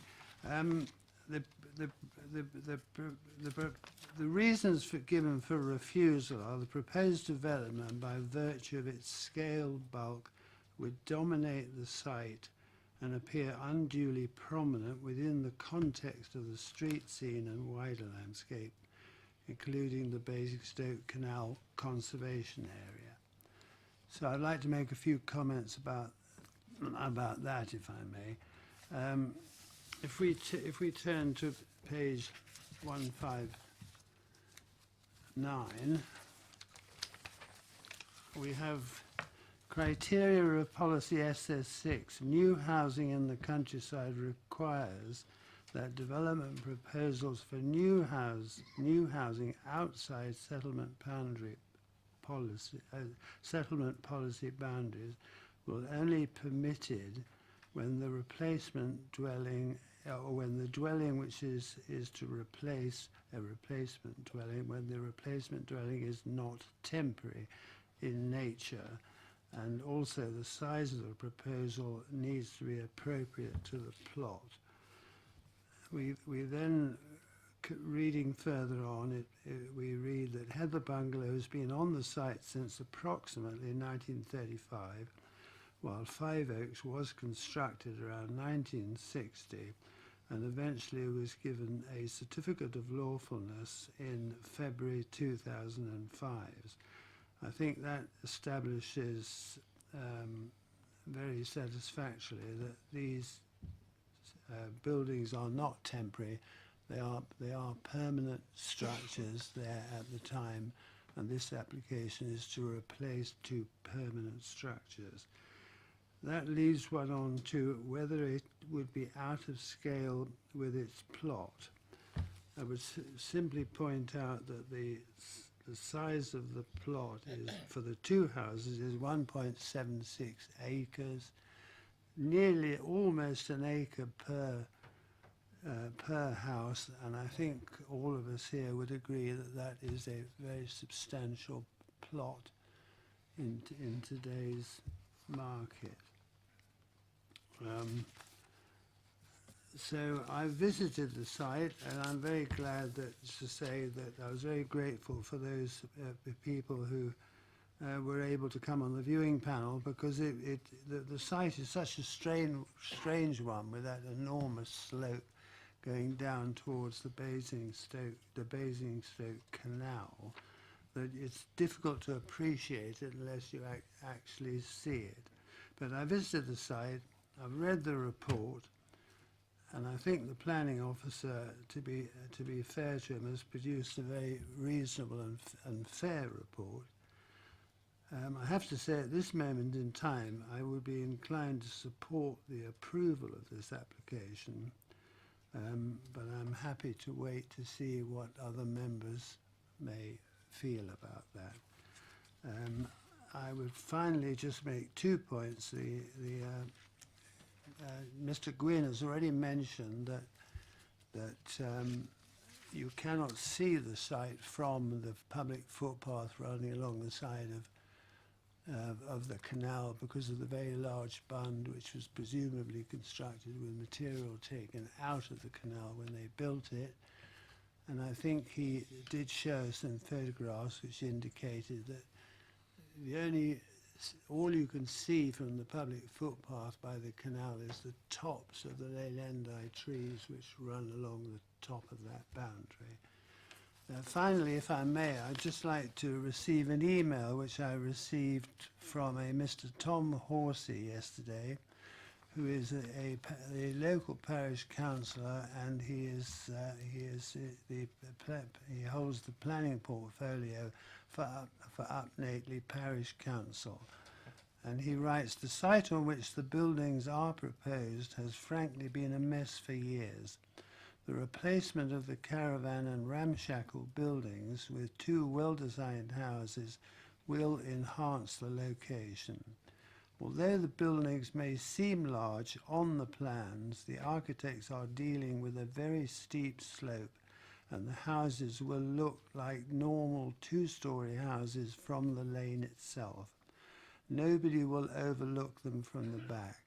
There are several very large houses on the same lane, so the proposed buildings are very much in keeping with the area. I see no reason for planning permission for these proposed houses not to be granted." The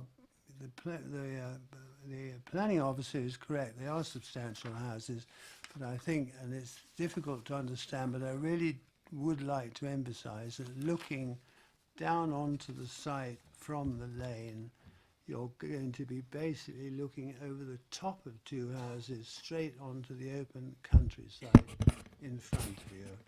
And so I feel the reasons for refusing, don't, in my view, really stack up. Thank you very much. Thank you, Councillor. Any questions to the ward member? Nope. I think there's plenty of time to ask him questions as we go on. Questions to officers. Do we have any questions to officers? Councillor Potter. If I may, Chair, just confirm one thing. I mean, obviously reference was made by the applicants to the location plan that we have in front of us. Just a question about, if I may, the accuracy of it, because I believe it is accurate, and that shows obviously the 2 proposed dwellings, in the context of the layout that we have before us. In terms of footprint, I mean, certainly they appear to be, do they not, no bigger than, and certainly smaller than, some of the dwellings that exist along the road in question. And in terms of building line, I mean, seem to be consistent with the building line that's established there. So it's really just that question, really. Is the officer's view that is an accurate interpretation of the existing dwellings on the location plan, and what these 2 proposals would add to the site in question? Is it to scale? Can we assume that to be to scale in the way that we can look at it now? Yes, the location plans are to scale, and that does show the footprint of the proposed dwellings. One thing I should note is that a lot of the surrounding dwellings have multiple buildings within their plots. I think you can see from there that their plots are generally larger, in a similar size to the overall site here. So there would be two dwellings on the size of the site, there would be a divide between them. But yes, the location plans are correct. Any more questions? Councillor Bound. Sorry, just in terms of the building to the right-hand side of the plot there, is that one building on a long, narrow strip of land then? Yeah, that one there. Is that one single property? So I believe that's the garage of the property Elmwood, which covers the site. There's a line down the middle, but I believe that is all one property. Any more questions? Debate? I'll give you a break, Councillor Potter. On the, I'm going to kick this one off. On the viewing panel visit, I think it was clearly demonstrated that when you stood on that lane and looked down, and we had the benefit of the applicant with us who described exactly how the houses were going to fit in, what was going to be demolished, and how far down the slope they were. And you really get a sense of how big the other houses are in the neighbourhood. And I think they've, in my view anyway, they've taken the logical step of utilising the slope and using the slope to build the houses into it. So the appearance is that, as they've described, a two-storey house. I found it when I read the report, I was a little puzzled by the landscape officer's comments, because they've gone to a great deal of ingenuity, I suppose is probably the best bet, to minimise the impact on the local landscape. Using the slope as they do, I see there's no intrusion in the landscape. It's not going to interfere with neighbours. It's properly spaced out as other houses are spaced out in that very nice part of up Nately. And quite honestly, I would see this as a very positive way of getting rid of some very derelict buildings in that field and putting something very positive to blend in to the existing habitation that is in that particular lane. That's all I'll say at the moment, but we'll move it on. And Councillor Goodison. Perhaps I might be allowed to propose approval. So noted. Councillor Bound, you want to say something? Yeah, very briefly, Chair, thank you. I agree with what you've said about the site visit was quite sort of instructive, really, that we could see the slope. I mean, somebody mentioned about skiing on it, and it was probably quite suitable for skiing down. It was that steep. The site is large, as Councillor Godson says, and I think those two properties would fit, the two buildings would fit quite nicely. I would have had a problem if there had been some sort of public access at the bottom and you were looking up the hill at these two structures, but that is not the case. So I wouldn't have any problem in sort of seconding Councillor Godson's approval, as long as he's got some reasons. We'll work on that in a minute. The planning officer wants to come in on this point. Yeah, in terms of views from the rear, if we scroll through, I'll tell you when to stop if you keep going. Basically there, you can see there's a car on the road, the Greywell Road on the other side. And from that location, the site is visible. If we can go forward to the photos. Sorry, keep going, there's a few. Yeah, so I'm on the road there taking that photo, and you can see the neighbouring properties there. So the site is. Can you zoom in? The next one. Yeah. So you can just see there the gate and the bins that are in front of the site. The existing properties are well hidden, but it is my view that the proposed dwellings will be clearly viewable from that location. And also in terms of the conservation area, if we forward on. Although it is appreciated, as the applicant has stated, that there is a large bank immediately to the south, to the bottom of the site, there are views towards the site from the conservation area. That photo there shows the existing house there, so there will be some views afforded from the conservation area of the proposed dwellings, of the rear of the proposed dwellings. Thank you. Thank you, Councillor Potter.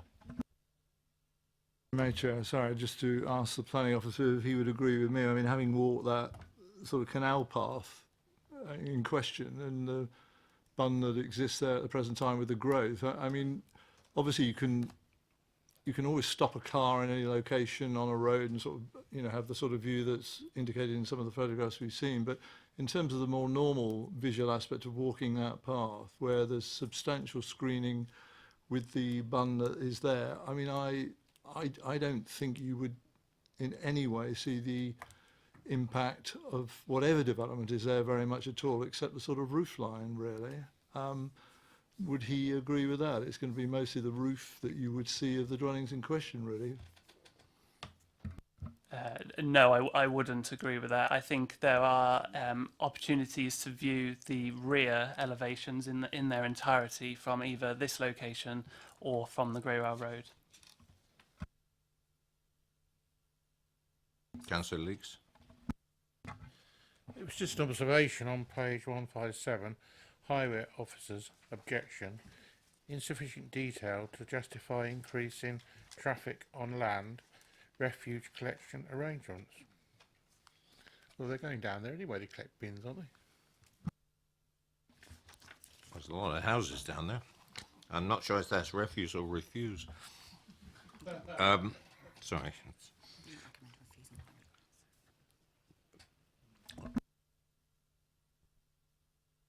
I was just going to make comment.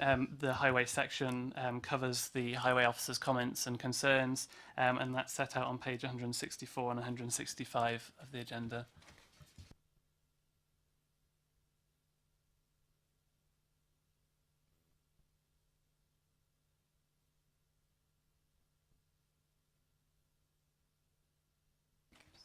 Councillor Goodison. Thank you, Chair. One very brief comment. During the site visit, we did actually see a white car parked on the Greywell Road from the lane itself, and I remember somebody saying, "You need a pair of binoculars to see that car." Councillor Brown. The view that we've got there of that house, I don't know what the camera's done, but it makes it look extremely close. I don't see that from the bottom of that site you would see the buildings like that. I don't know what building it is that you're looking at from the conservation area there that makes that building look so close. Yeah, so that's the actual photo from there. The other photo was zoomed in just for your benefit. That is Heather Bungalow that you can see there. I can't do that with my eyes. Harvey. So we're back to that what's the harm question. And I guess we have to balance out with respect to the officer's view, which is absolutely fair and legitimate, and I understand exactly what the officer is saying, and I respect it. However, in the context of what you've shown me this evening and asking me to make a decision as a member of this committee, I support the idea that actually I think the harm is outweighed by the contribution that the properties will make to what is a relatively straightforward street scene, as far as I can make out, the quality of what's being offered, and I think the context of scale and bulk and massing on the context of the site is reasonable. So I think there are some good arguments we may make with respect to the officer's view that we could approve the application with, and while that in a sense, doesn't, you know, take away what you've said, and I respect it. I think my judgment is coming down in favour of support for those very good reasons. The conclusion on page 167 is the development fails to comply with the policies SS6, EM1, 10 and 11. I think, may I suggest that that's where we concentrate on our reasons for approval, because there are extant buildings on that site that are going to be demolished, so there's a principle of buildings already existing on the site. That's the way I seem to see it, anyway. Now, EM1, remind me. Landscape impact, I think we've addressed that, because I think with the other, it's not as if these are going into a field all on their own. They're going along a lane that has substantial properties in it. And the landscaping is being sympathetically addressed by the way that the houses are built into the slope of the field. That I'm making some suggestions here. This is the way we approach this. EM10 is the general, you know, EM10, as you say, thank you, Lisa, is fairly wide-ranging in its definition. EM11, once again, we've come across that this evening. Historic environment, conservation area, and everything else. Again, I'd rather see the derelict buildings removed, because I think they're an eyesore in a conservation area, and properly constructed, well-designed houses in their place actually enhance the conservation area. So that would be my suggestion about, and I'll take advice from officers that we're going in the right way here, for reasons for approval if that is voted through.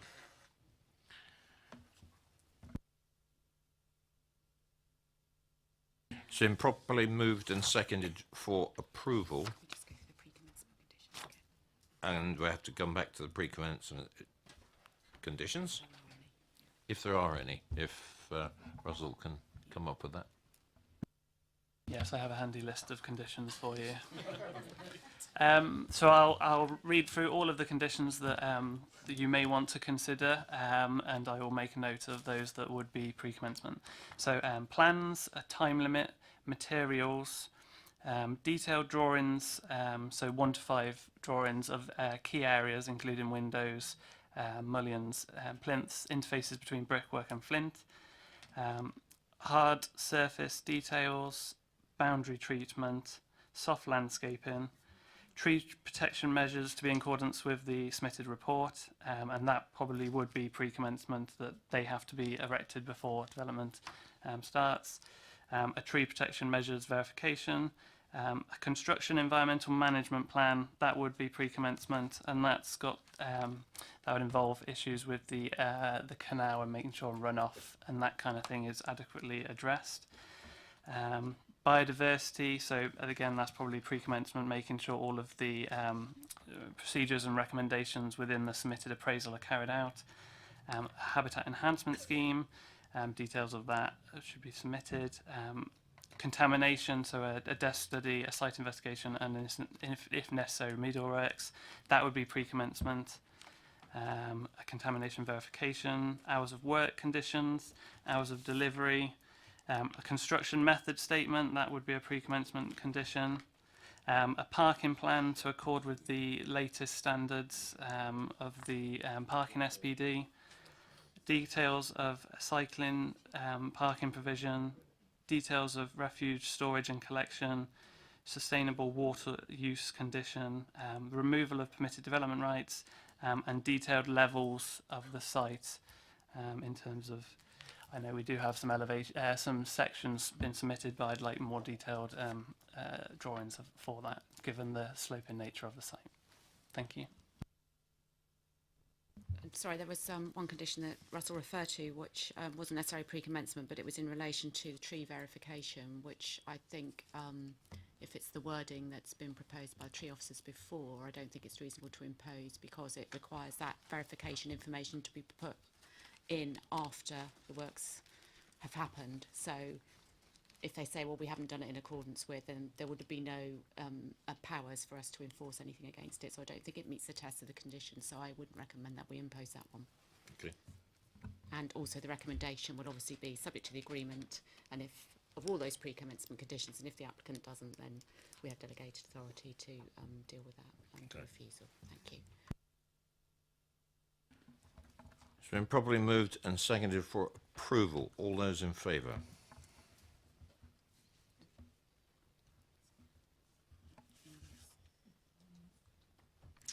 Thank you. And we've gone through those. Right. Happy. Now, once upon a time, we had standing orders for limits of meetings. It's been brought to my attention, and apparently it's been brought back again after it was cancelled for 3.5 years. And certainly the chairs haven't been notified. I'll ask other chairs that don't ask me. Sorry. But anyway, it was withdrawn from the Constitution 3.5 years ago. Is the committee happy that we carry on to finish the business of this committee this evening? I called one break already. If I'd like to just press on if that's with your agreement. Thank you very much.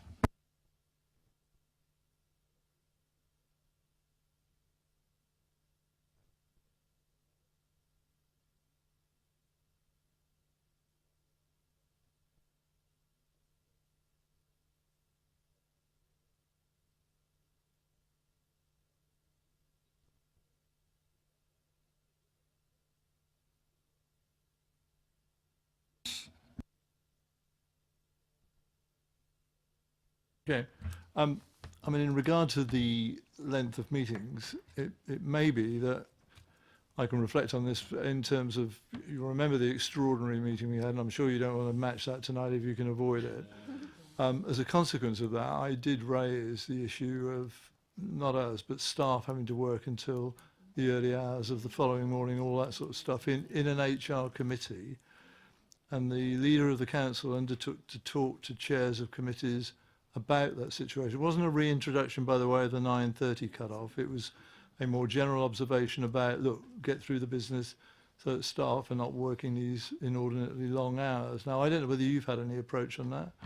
No, well, I'm a chair of a committee as well, nor have I really, but it's not like the leader not to do what he says, is it really? But on this occasion, that's the fact of it, I think, really. But that's where this probably comes from, I think, really, not an amendment or re-amendment to the Constitution.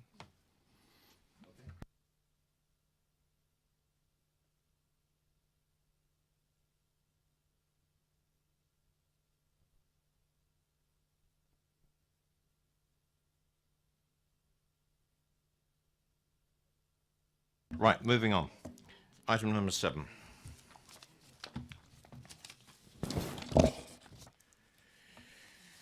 Mr. Davis and Ms. Ayres, please.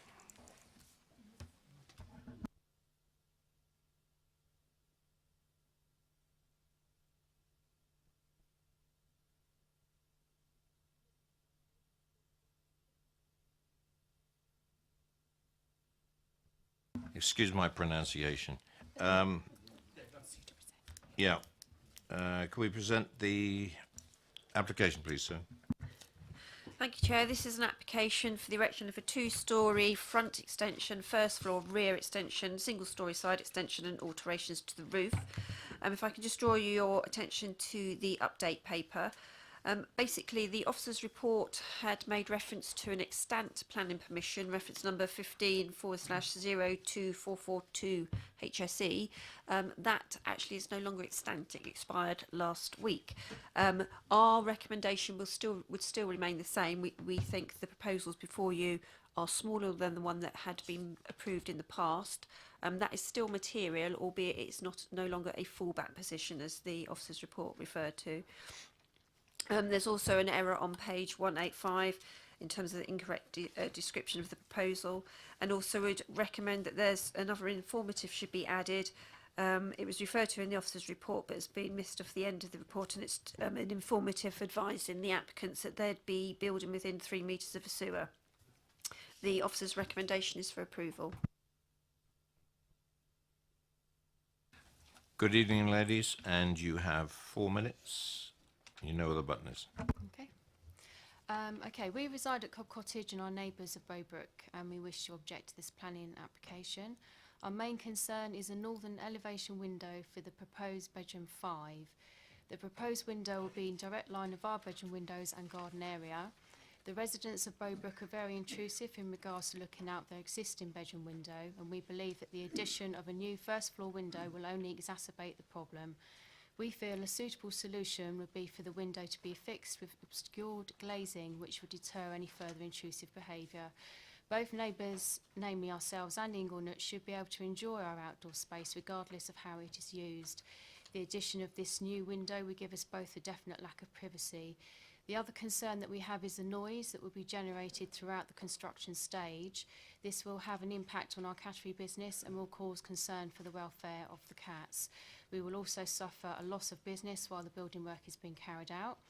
For the reasons given, we would ask for this application to be refused. However, if its application is approved, then we would request for conditions to be put in place for advance notice of when the building work commences and restriction of working hours.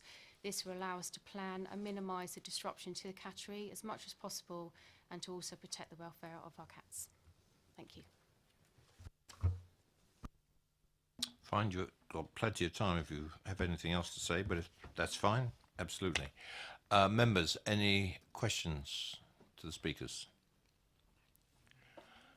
Nope. Thank you very much. Duly noted. Mr. Bob Carnes, please.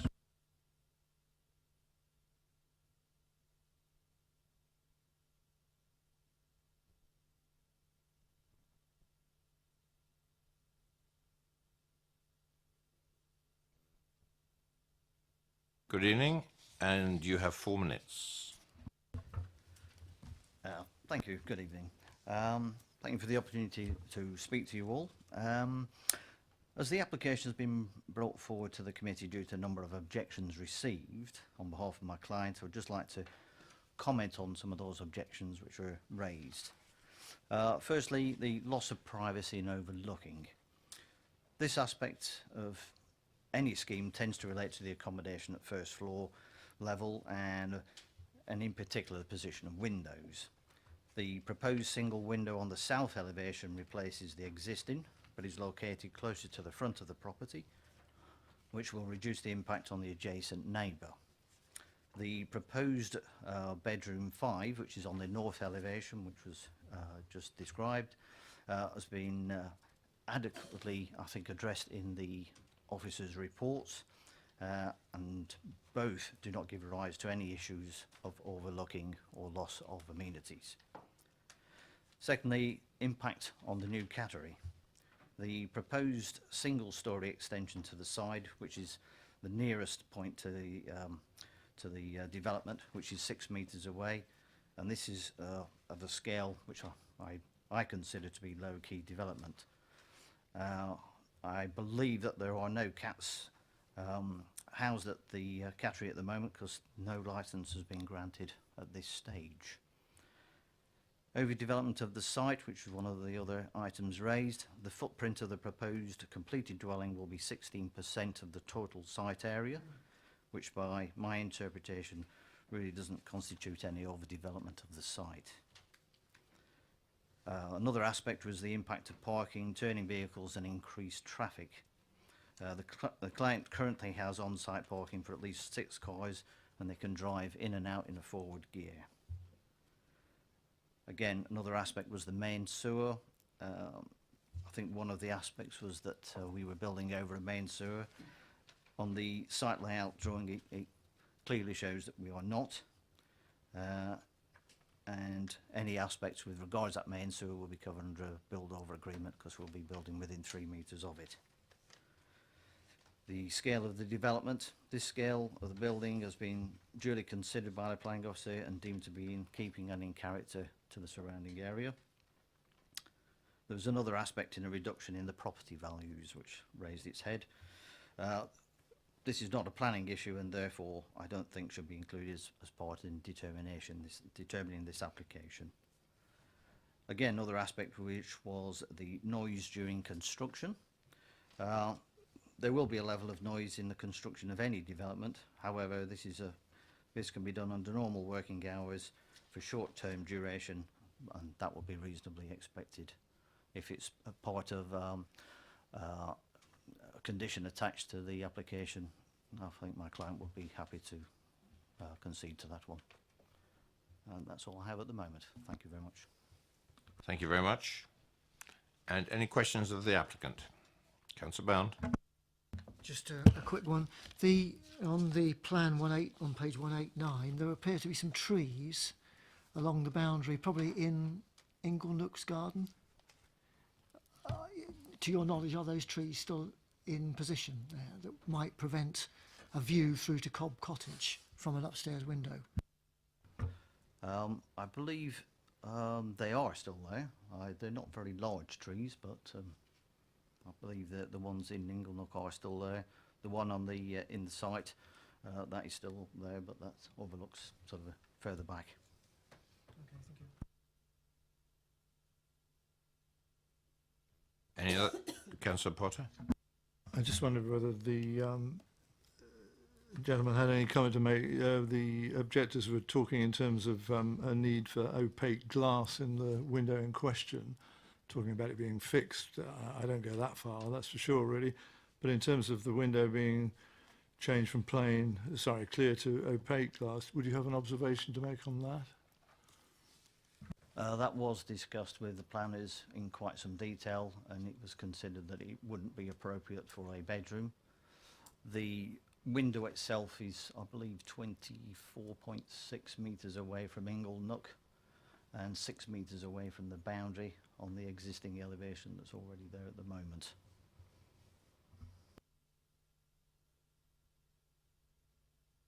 Any more questions? Thank you very much.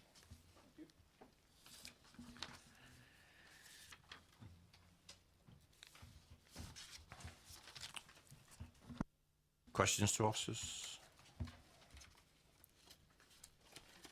Nope.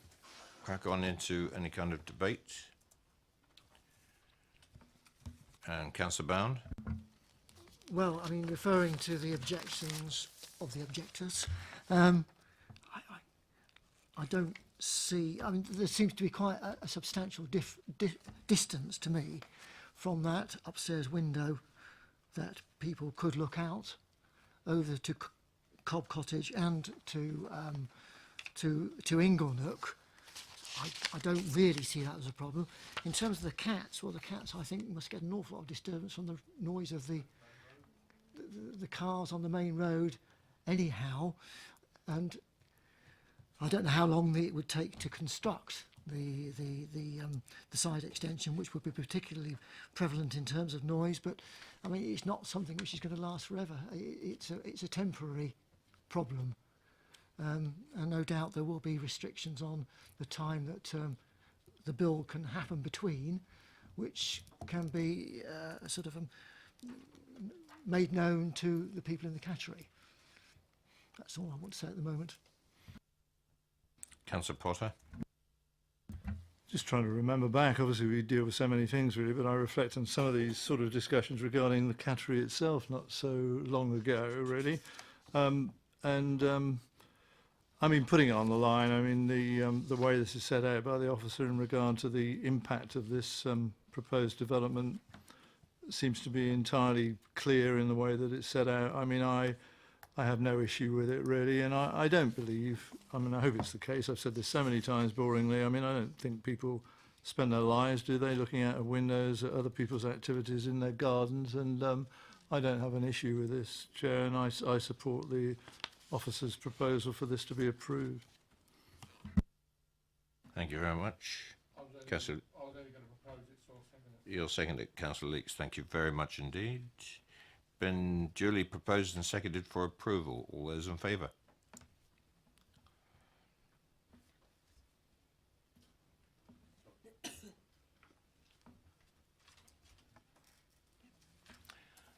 Thank you very much. That's approved. Officers? Just to confirm that the application is approved and also an additional informative regards to building within 3 metres of the public sewer will be added. Thank you. Item 8. The Oasis. And no speakers. So, officers, if you could introduce it. Thank you, Chair. This is an application for the erection of boundary fencing and a gate. 2.4 mesh fencing is proposed along the north, east and south boundaries. On the western boundary adjacent to the builders' merchants, a 3.5 acoustic fence is proposed. The gates are 3 metres high and would be set back 5 metres. Just to draw your attention to the update paper, condition 5 has now been changed because we now know the materials for the gate, and the officer's recommendation is now for approval. Thank you very much. Questions to officers? Oh, sorry, Councillor Leeks, yes. That's all right. Sorry about that. Just mention this and then I'll just disappear. I don't have any objections to a large fence going up along the roadsides, east and north and south, no, whatever it is. But I do have an objection that the size of fence goes from the front of number 18 up to the gate. I think that's absolutely appalling that people at number 18 are going to look out and see this monstrosity of a fence. And I have to say, something akin to something of AWE, which is only down the road. And I note that the proposed development on page 194 would not cause a harmful impact on the character of the surrounding, etc. And yet our own landscape officer objects adverse impact on landscape character and visual amenity. I don't like the height of it in the front of the number 8. Oh God, I've lost my number 18. Number 18. And I don't think it should, that people living at number 18 should be looking at that from outside, from their lounge window. And I really do think it's a little bit tall for the gates, but if people want to live in that sort of thing, they can do. With that happy note, I shall be going.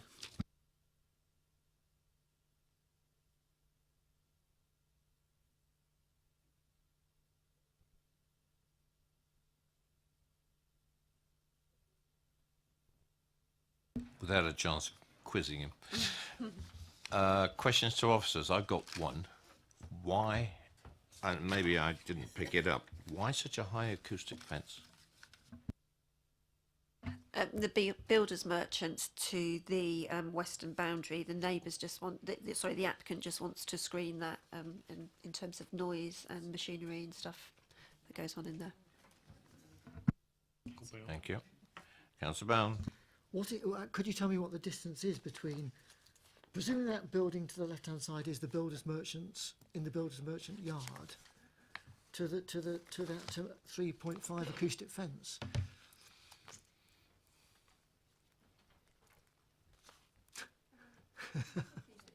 Oh, sorry. Thank you. That's one of the buildings. The whole area immediately on that boundary there, if I'm looking at the history, I think it's used as storage. There's a lot of storage that goes on there. So you've got a lot of forklift trucks and things manoeuvring in and out. So I think that's the noise, is that you've got the storage there. I have tried looking on the history of the site, and there was meant to be fencing proposed on that boundary on the building contractor side, the builder merchant side. But trying to find, because it's quite an old consent, trying to find exactly what was approved or where it went, I haven't been able to pin that down. I seem to remember that we gave some permission for some stacking that went on there sometime in the past. Okay, thank you.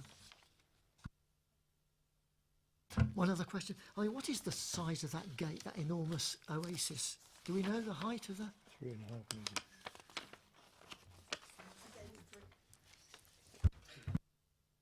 The gate's 3 metres high. Any more questions? Nope. Debate? Proposal? I'll forward it from the chair. I will propose we accept the officer's recommendations. Seconder. Thank you, Councillor Harvey. All those in favour? Carried. Officers? Thank you, Chair. Just to confirm that the fencing and the gate have been approved, and it's subject to the amended condition number 5 on the update paper.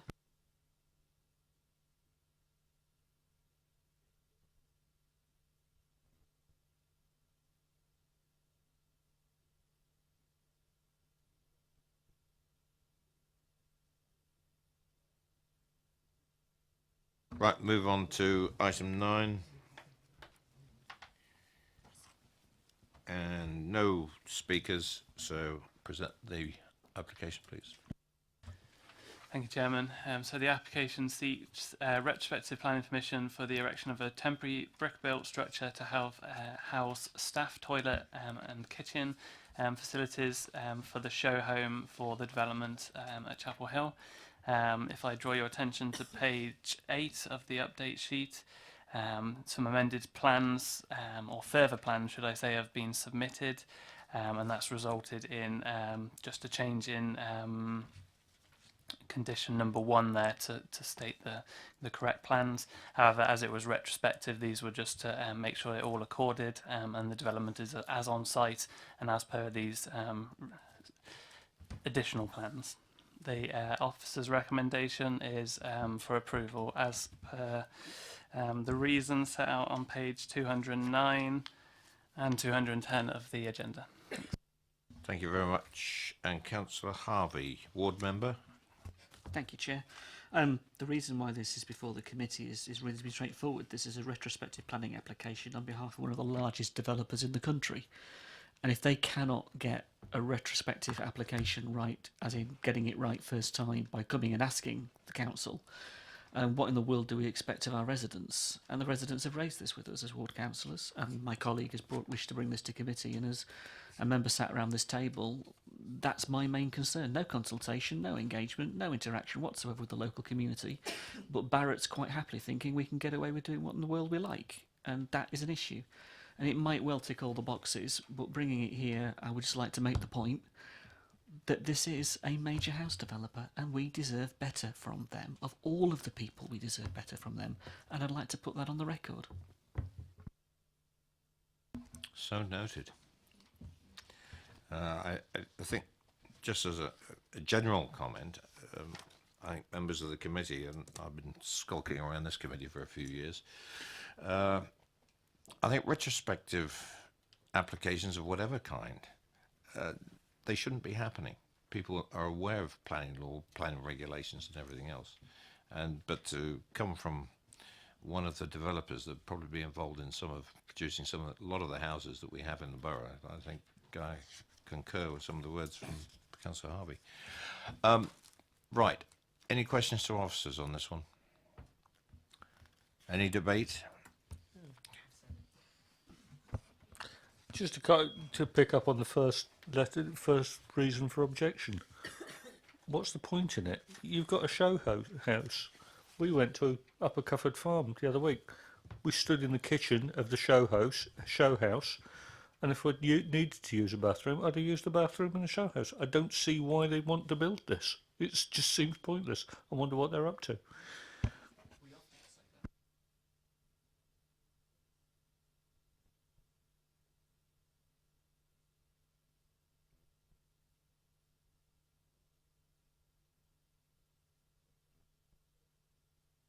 That was a statement. Once again, if there's no other comment, I'm going to move this from the chair to recommend the officer's recommendation, to approve the officer's recommendation. Do I have a seconder? Councillor Sherlock. Properly moved and seconded for approval. All those in favour?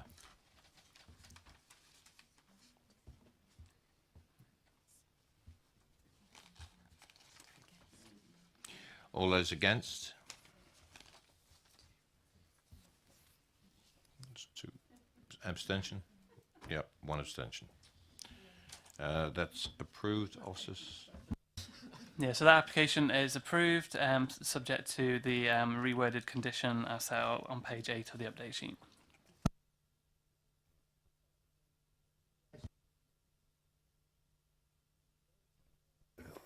when your response to Councillor Harvey's concerns was duly noted, what exactly does that mean? It's on the record because he sat in this committee. Yeah, no, but does it mean that Barretts are going to be informed that this Well, matter why? has been... It's on the record of this committee. It's in the public domain. Well, I think it should be on Barrett's records as well. Ah, now you're talking. Moving on, application number 10. Officers? Thank you, Chair. Unfortunately, another retrospective application. This is for the erection, the retention of a shed. The officer's recommendation is for approval and there is no update.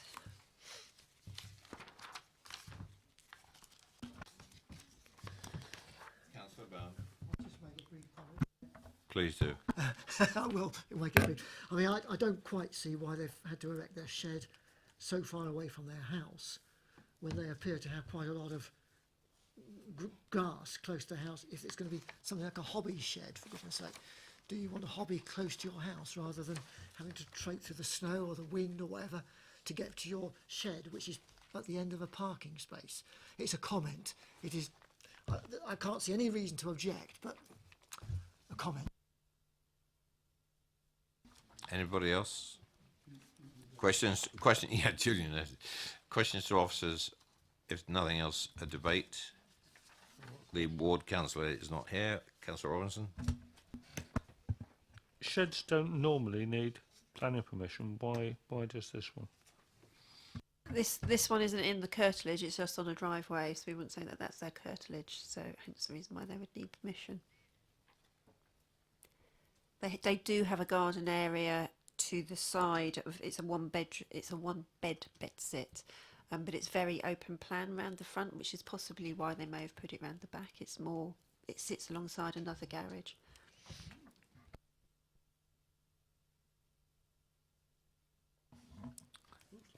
Once again, I'll move this from the chair. For the officer's recommendation for approval, do I have a seconder? Councillor Sherlock. All those in favour?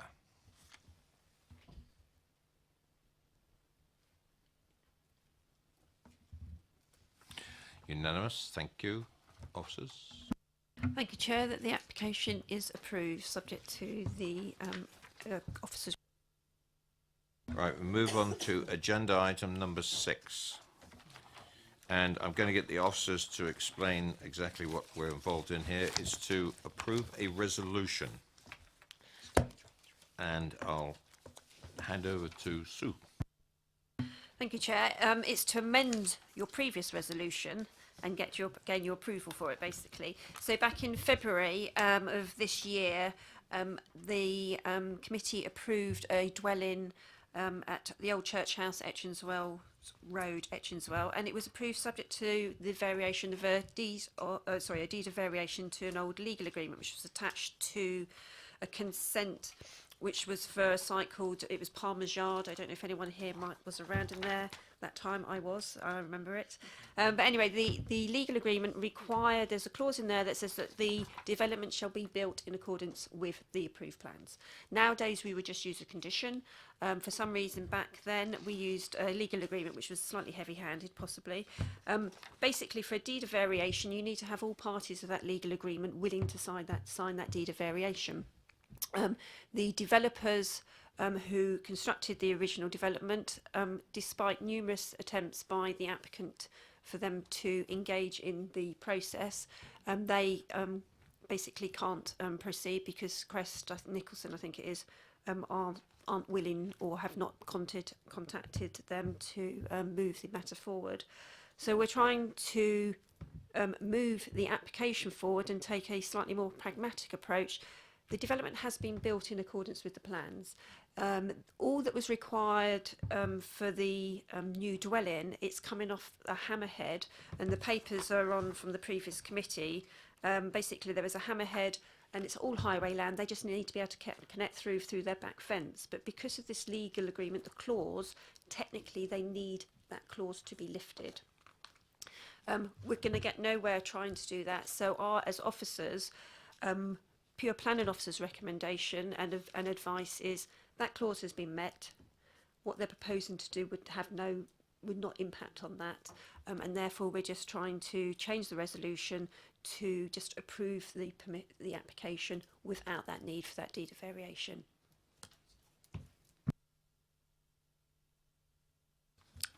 Before anybody asks the questions, on our pre-meet this evening, I did confirm with legal that there's no impact on the council at all.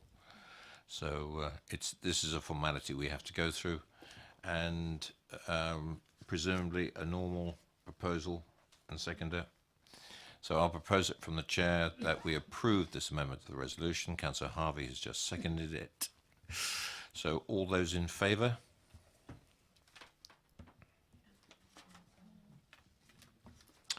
That's approved. And that's that one done. We're moving on to the appeal review now. Thank you, Chair.